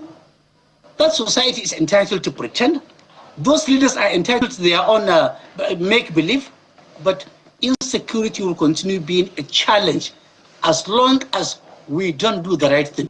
As long as we don't spend money meant for the public in the interest of the public. As long as we continue to personalize collective wealth of the nation by few people are holding the entire country to ransom.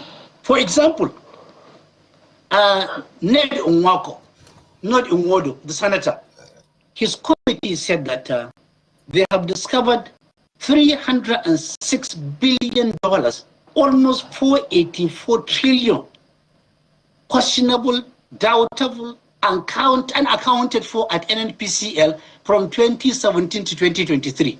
As if that was not enough, Senator Wadada, Chairman Senate Committee on Public Accounts, also said that 210 trillion need to be explained by NNPC. Just yesterday, day before yesterday, 17 trillion naira was spent by NNPC on what? On guiding pipeline at the rate of 1.5 trillion per month. A total of over 600 trillion naira is being questioned under just one organization. You have not gone to NPA, you have not gone to the MASA, you have not gone to Central Bank, you have not gone to so many organizations, FIRS, to find out the Quantamania. Well, Mr. Badi, that is money that is more than enough to make everybody comfortable. Right. Money that's more than enough to even help other countries. Is money being personalized by few people that are breaching the trust of the public. Well, quite a number of issues you have raised, Mr. Madi, and you sort of focused on... These are the same people you want to customize police to. Because once you centralize police under every state, you have customized it. Most of these state overlords, these state elites, they don't need to succumb to Abuja again now. So there's so much that need to be done first before the police get centralized. It's hand in hand with centralizing power. But above all, you have to also give the state autonomy for taxation. In other words, let the resources of the state be at the mercy of the state and its citizens. That's all. It's as simple as it will be rocket science. But of course, they know. Government spending, use of public resources. You also talked about investing in education, agriculture, and youth development. Interestingly, these are the things being targeted by the terrorists. Education, schools being attacked, students being abducted, agriculture as well, farmlands being targeted, youth, a lot of these youths being recruited into the terrorists or bandit cells. So almost as though they are targeting what government should be doing and harnessing that for their own nefarious activities. But fundamentally, Mr. Madi, I want you to speak to this point because one of our guests earlier on talked about, the advent of terrorism, 1980, Metsasini, and all of that, and how it has built up. In fact, he referenced, and I believe, Bauchi State Governor about 6 years ago, where he was talking about, the movement of people, how people can actually move and they shouldn't have restrictions and all of that. And these communities have said time and again that one, we know where these terrorists are hiding.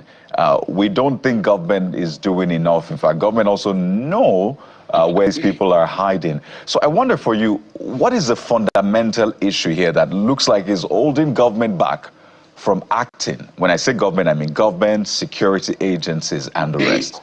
Are they afraid, and what are they afraid of? No, just look at the manner and the pattern and the processes through which leaders emerge in Nigeria.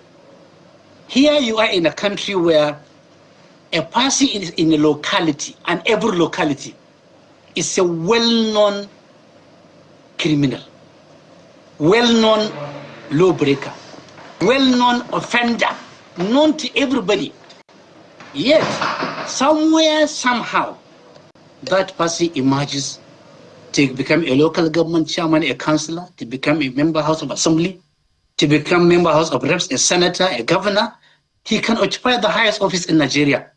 A person that emerges through that process, fully aware of his credentials as a criminal, will be a person that will have no courage, will have no guts, will have no audacity, will have no temerity to commit crime because he is part of the crime cycle. Number two, we abandoned competence for anything goes. Just look at what is happening now. Open your eyes well. Look at the entire political horizon. See the people in charge. You will cry for Nigeria. It's only in Nigeria where somebody who was in prison, charged for murder of a cabinet minister, collected his nomination form while in prison, filled in the form, was not even there during the convention, was given the ticket, and he became a senator while in the prison. And up to now, the case of about that minister that he is suspected to have facilitated in killing is still nowhere in the courts. In a society where somebody is facing EFCC charges of multi-billion naira.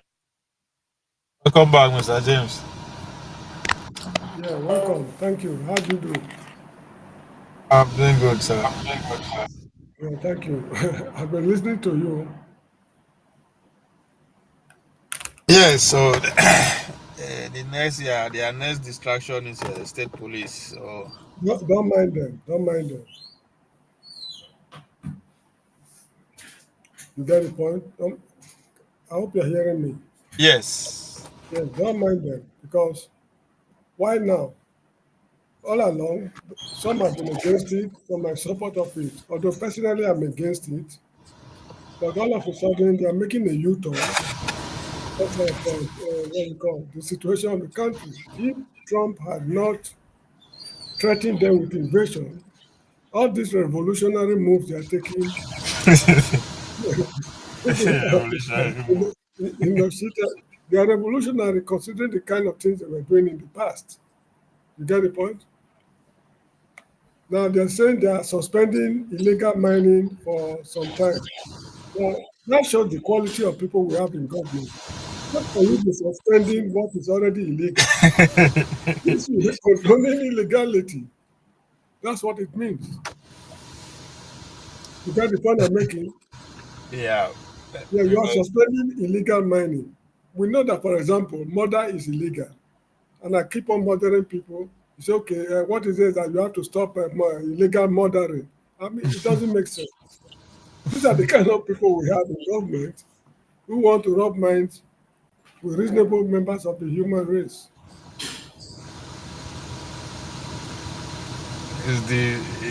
I mean, the fact that they come out and say it boldly and it sounds normal. It's what is No, but what is there is that they knew all along that what they were doing was illegal.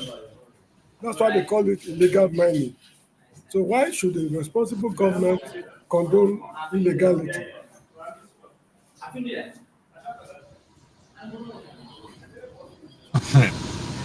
is and the minister of mining is Adeleke Tinubu, right-hand man from the days in Lagos.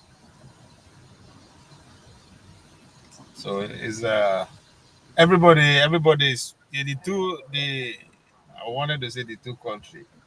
The southern governors came together and they said that they are what's the English against that they are renominating the sitting president. It means the powers must come back to the south. That's for them right now. That's their problem. Why the northern people is security and the solution is state police. So you understand that at the end of the day, this is the No, it's revolutionary the movement that we are development. seeing. It's just It is politics. a development in the country. That is what is making them take the decisions like that in the north and the south. If they guarantee state police, you know the implication. You know, a state will have the right to arm its police force. You get what I mean? Yes.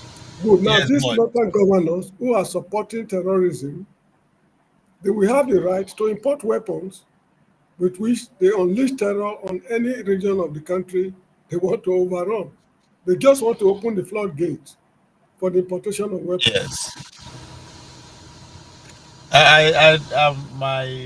My own uh, fear is that this revolutionary movement, as you rightly put it, is the I'm suspicious of the timing.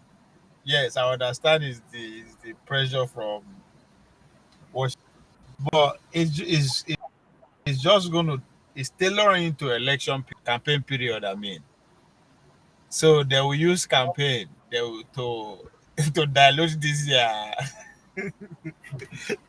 revolutionary movement. So that's my only suspicions of them because now we are going to holiday period. Everybody will go for Christmas break and all that. As soon as we come back, campaign will start taking shape. So all these you know revolutionary movement will campaign will take over it. Look, Then the next election might, I'm not sure, it might not hold. I'm not very sure. It might not, because the tension that is in the country right now, you see, during Shagari's time, things were very bad, though not as bad as it is now. When the second election was coming, we thought the election would not hold, but they were sworn in on October 1. On December 31st, the government was toppled. That yeah, was what happened in Shagari's time. During the Civil War, sorry, before the Civil War, there was this thief crisis of 1962. The country was so tense, confusion everywhere, till eventually the country slided into a civil war. And well, I don't know if this will result in a civil war, but I have some doubt in mind if the election will hold. If there happen to be an election, they cannot form a government because the country will be too nasty. let me tell you. It will be too, Yeah, go ahead. I'll play this for you so that yeah, the country will be terribly nasty for anybody to happen. listen to you. Remember this man, right? I know him very well. Is he not Baba Ahmed something? Medati's brother? Yes, he served as a special advisor, a senior advisor to the vice president, this current vice president, before he decided to quit a couple of months ago. Yes, I remember. Appears to be some active.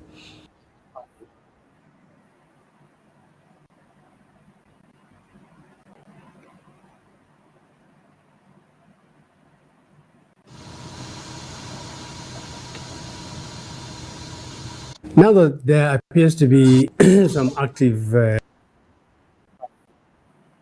Going on.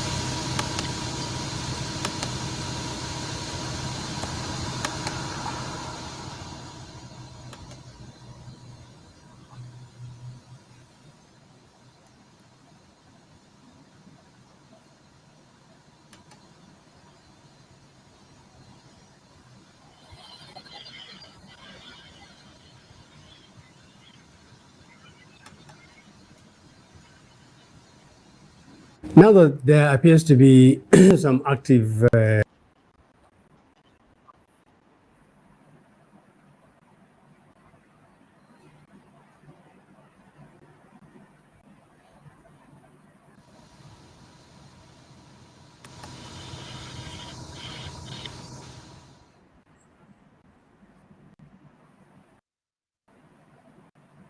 Now that there appears to be some active. So,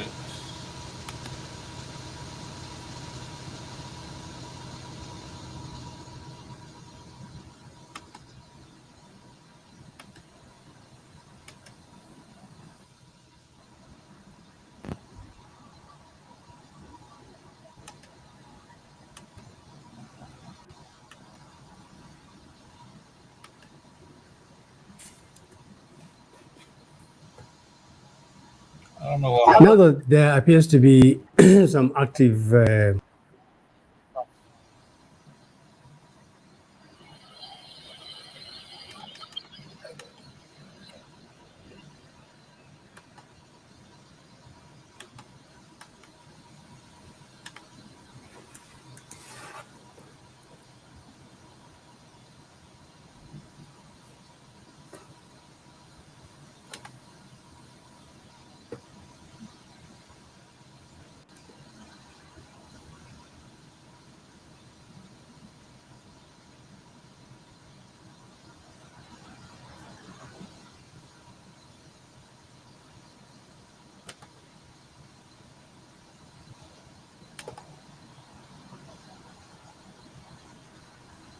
now that there appears to be some active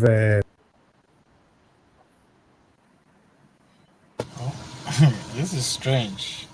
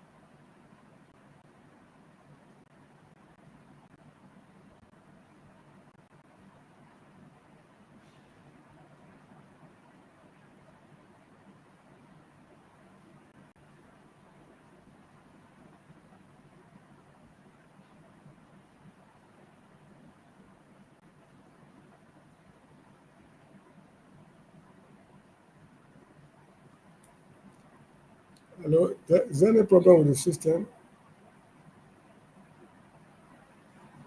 Mr. V.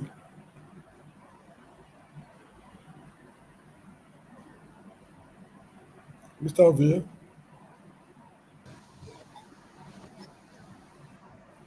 Is there any problem with the system? Yes, I think it's my network. I think it's what will be left of the PDP when the ruling party finishes. I'm trying to, when you to respond to you. Now that there appears to be some active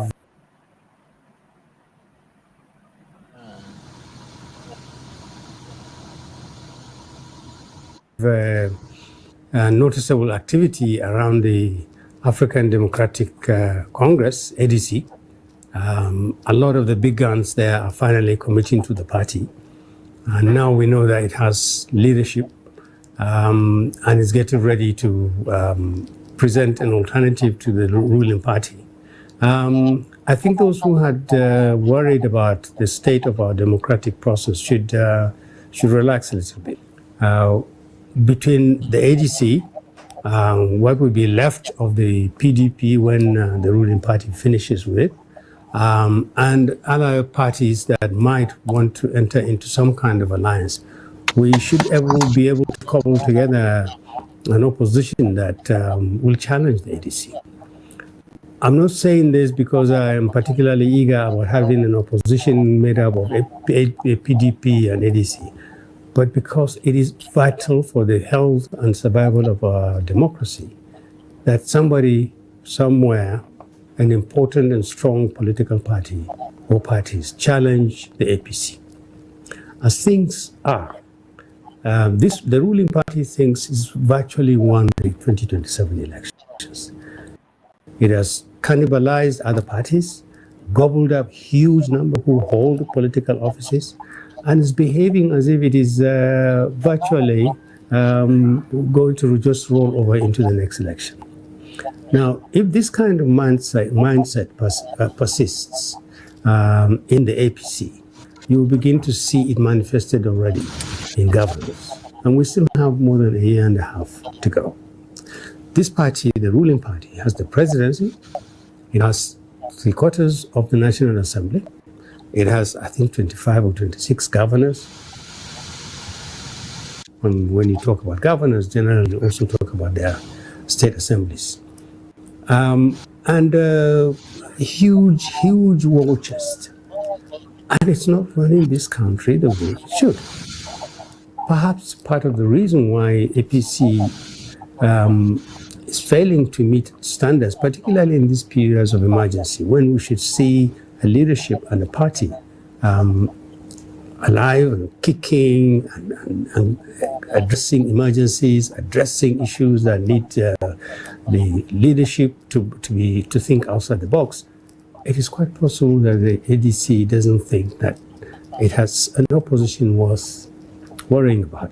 And that is worrying in itself. Because we cannot have a democracy where one party is in government and behaving as if it has also won the next election. It owes us nothing. It does not have to promise anything. And it will take the people for granted. So it's a good thing that we are beginning to see the outlines of a strong opposition. And this opposition will only be as strong as it makes itself. We have to see an opposition that presents genuine alternative to the ADC in what they do, who is their faces, whether it is just simply a vessel of ambitions of strong or visible politicians, or it is genuinely an alternative to the ADC. Whether it is going to be a political party that Nigerians will look at the APC and say, we will take a risk with the new party. It has got to say what it stands for. It has got to give itself an identity that Nigerians can relate to. It has got to go out beyond Abuja and canvass for the trust and the confidence of Nigerians, so that Nigerians can say, yeah, in 2027, we have an option, we have an alternative. We have a history where a ruling party lost an election. It is not going to be a disaster if an opposition party in this country works hard enough, thinks well enough, organizes well enough, and respects the public well enough to make sure, to see if it can actually win the next election. If the APC wants to win the next election, it's got to change its style, its levels of complacency, and this idea that it has completely taken up the entire political space, and therefore Nigeria should expect it to come back. It could make a mistake, but the worst mistake that will be made by an opposition which simply takes it for granted that because the Tinubu administration is not doing as well as it is doing, Nigerians are going to vote for it. Nigerians are looking for credible, strong alternative to the life that we live now. So, Mr. James, you see, they are already preparing for the next election. All you need to wait is to see is for Obi to come out and declare his party. All these things, they will forget all the action, all these... It's all the same grammar. They are talking, the same grammar. Look, left to me, the whole of them, the whole of the members of the political class should be swept into oblivion. We need a new political dispensation. Any actor, anybody who has participated in any form or guise should be swept into oblivion. This is how I see it. Please let me answer this call. You can block me. Hello. This video from September 2nd shows the first strike on the alleged drug boat. But questions are growing about a second. The 2027 is already taking shape. So all this their revolutionary move, according to Mr. James, they will be all swept.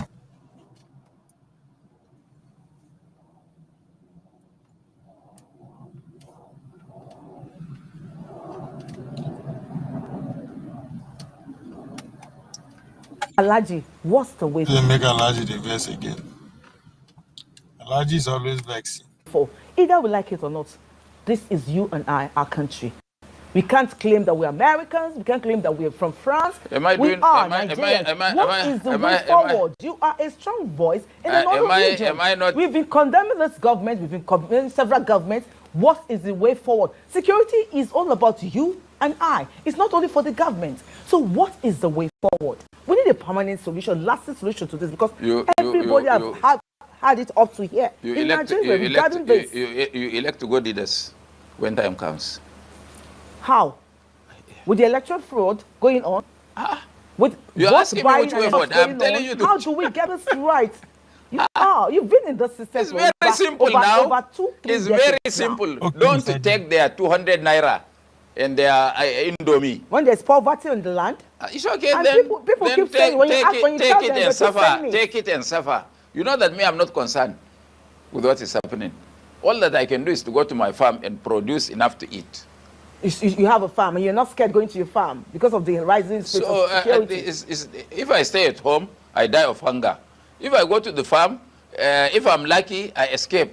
So you have to give words of encouragement to farmers so that we won't go. They can't do. Look at it. Even the farming has been destroyed by this government.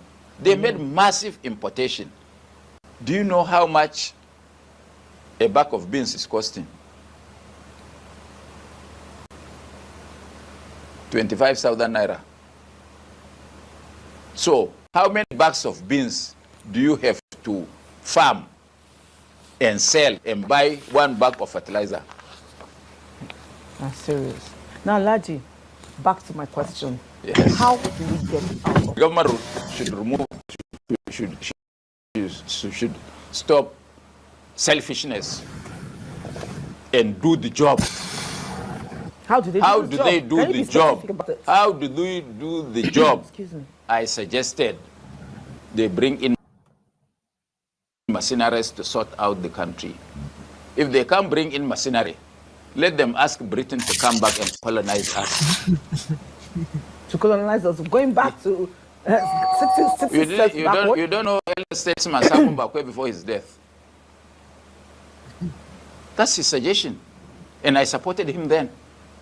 So you prefer for us to go back to of course now days? they can sanitize the country, put us on the rule of law, and teach us democracy and good governance and stop corruption. But you know the presidency cannot do this alone. The lawmakers, the presidency cannot do this alone. What about the lawmakers? What about the government? No, forget about the judiciary, forget about the legislature, forget about the presidency. You, what's your priority in life? My priority is to have peaceful environment. So does it matter that I can go out tomorrow and not look my back or be suspecting my next door neighbor? Does it matter whether it is a blue man or a black man or a yellow man that brings that peace to you and put food on the table? I'm a very patriotic person. He's not patriotic. Both him and the woman are the same thing. They're arguing what those who are paying them want them to argue about. Say the word. The people have to be organized. Now go organize them. But instead, deceiving them at the same time. That's why I have the guts to say this. You know that those in authority wouldn't like my guts. But they should be pleased, they should be happy that somebody can stand up and tell them what they need to do or what they are not doing and they should do. At the rate we are going, if If the bandits have communication among themselves, they can take over Abuja. 100 motorcycles, three bandits on each motorcycle, from Lokoja, from Kaduna, and from Kefi. Which military man will stop here to save you? Sheikh Gumi? I hope you know that Gumi was a soldier. You know? He was a captain of a radio in the Nigerian army. Tell her to help out. To do, help what? Can he? To help what? Who? To help Nigerian government, of course. Is Nigerian government interested in bringing peace? They don't need a Gumi. You know what to do. So you think Gumi is doing the right thing? They don't need a Gumi. They know what to do. They don't want to do that because that doesn't bring money into the pocket. Because he's still talking about negotiation. No. You see, I think I better educate Nigerians. Even if we go to war, the end product is that we finish it on the table. But you have to put as much pressure as Trump is now putting on Nigeria to extract from the opponent. So, Gumi is a patriotic Nigerian who has a view. It may not resonate with me or you, but he remains a Nigerian with an alternative view to that of government. And let me tell you, if you are looking for the truth, ask your enemy or your opponent. Because from your sycophants and bootlickers, you will never get the truth. So, as far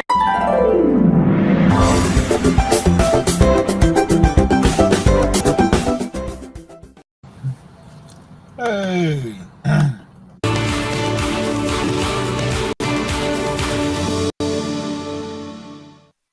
Joining us now with stories trending around the world is Oji Okpe. Good morning, Oji.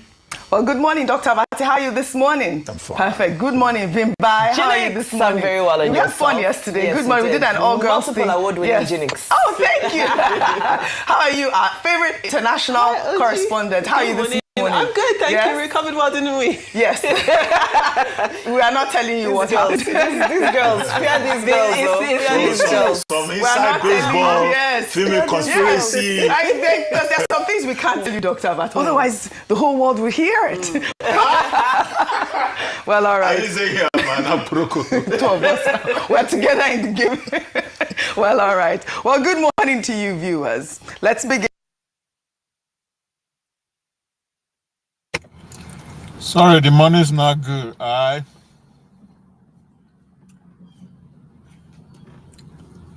Light dismantle. I have 30 minutes more, I think, to mess around. So maybe I see there until. So what should we? We watch to pass time. I'm not ready to overwork my head now. I'm gonna look for something that is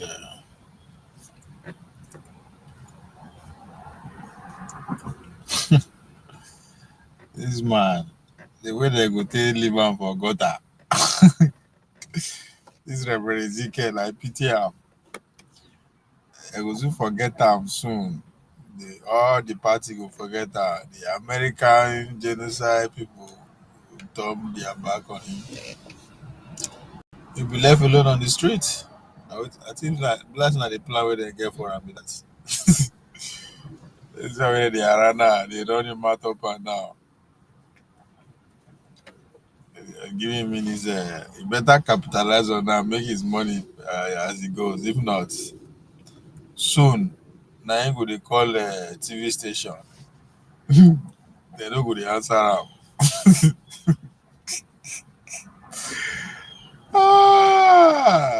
These people, man.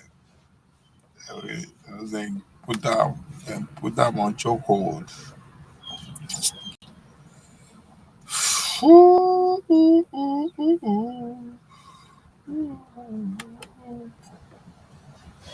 Nothing new, no news, not just noise everywhere. Noise. This switching of defense minister self. It's nothing just nonsense.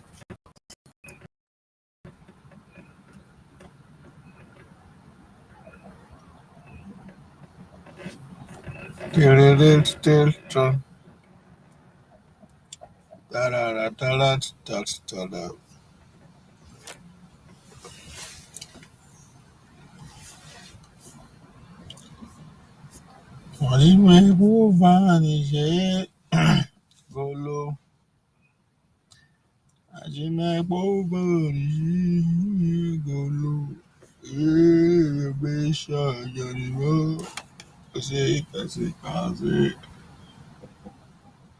Oh man, sun never come out for days.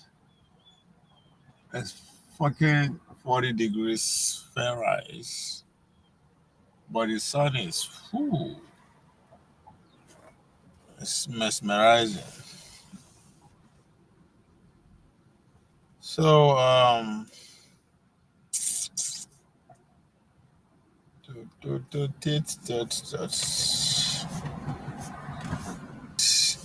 appointments why I don't book. I don't take my ability to stay focused.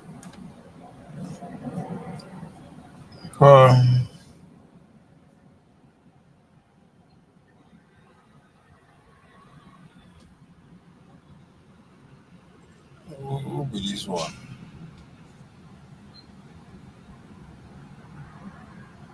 Who they speak for?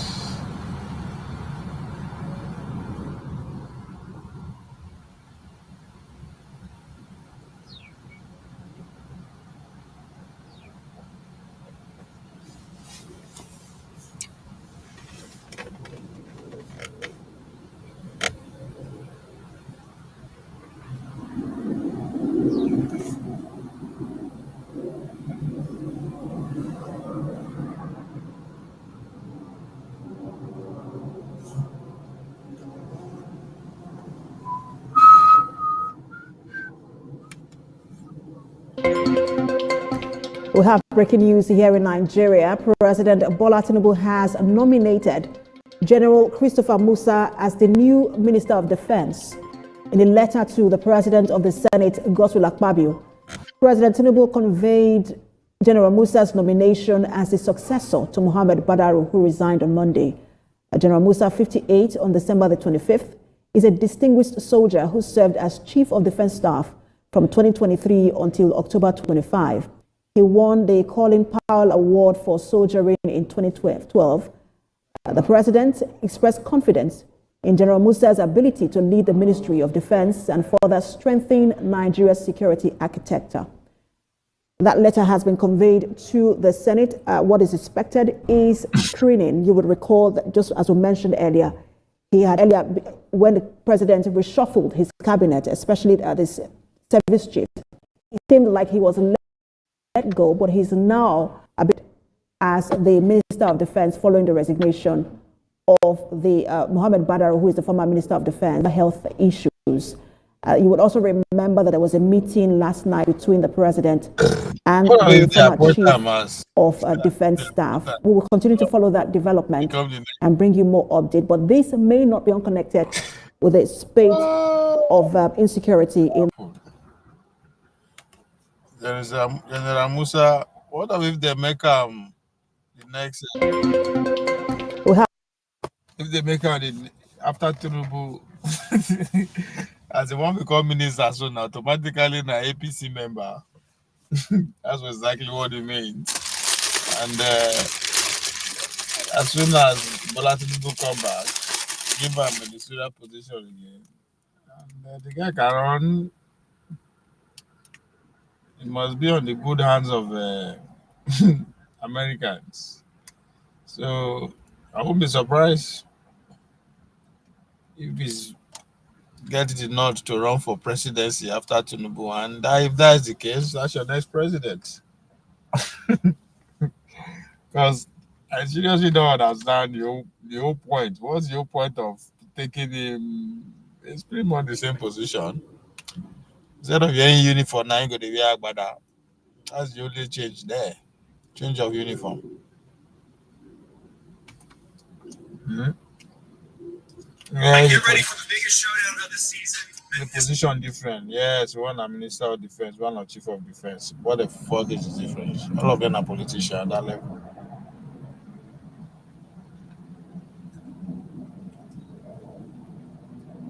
So, if nobody say they want to make him president, please make it make sense to me.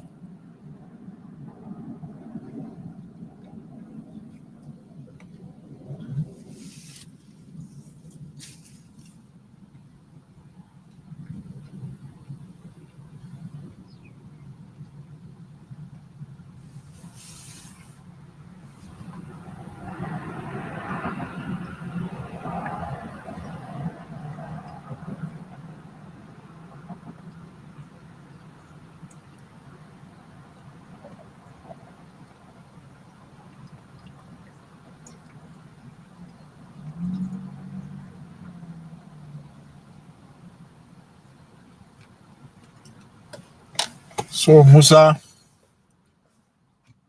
we are going from khaki to Agbada.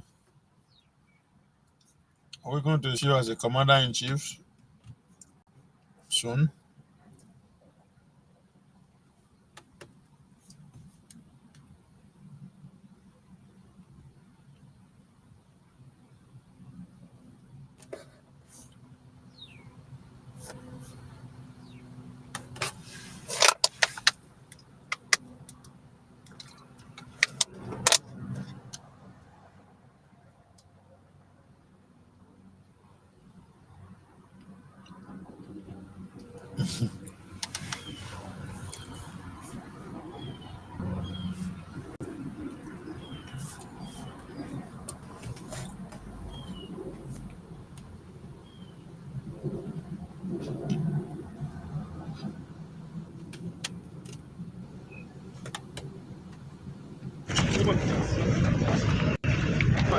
That's good, though.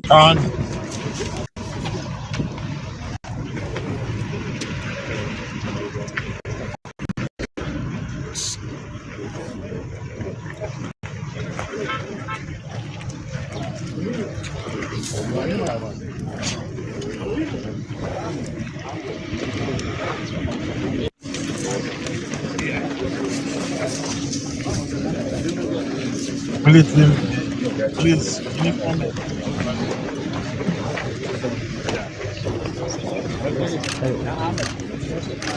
What's your sound? Can you open the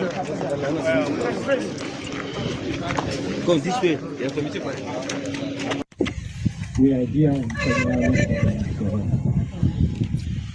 first place to assess the situation as far as those social challenges are concerned. Secondly, to be able to rub minds, you see, to encourage you and motivate you to put in more of your best. I very much assure you that government, along with all the security agencies, are here to support you. Will continue to do the needful to ensure your welfare, to ensure that you are taken good care of. Insecurity challenges in Kano State is something new, is something alien that has just been found here in the state. And by the grace of Allah subhanahu wa ta'ala, we will do whatever it takes to nail in the bud these challenges, especially the activities of the bandits, kidnappers, and other sectors. We are aware that there have been attacks in northern communities, especially here in Kenya, concerning a lot of Venezuela. Many innocent lives were taken away. Many innocent people were also sent to the home.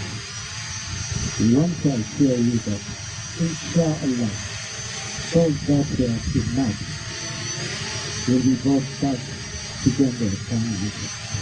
So I thank you most humbly on behalf of the government and all the families.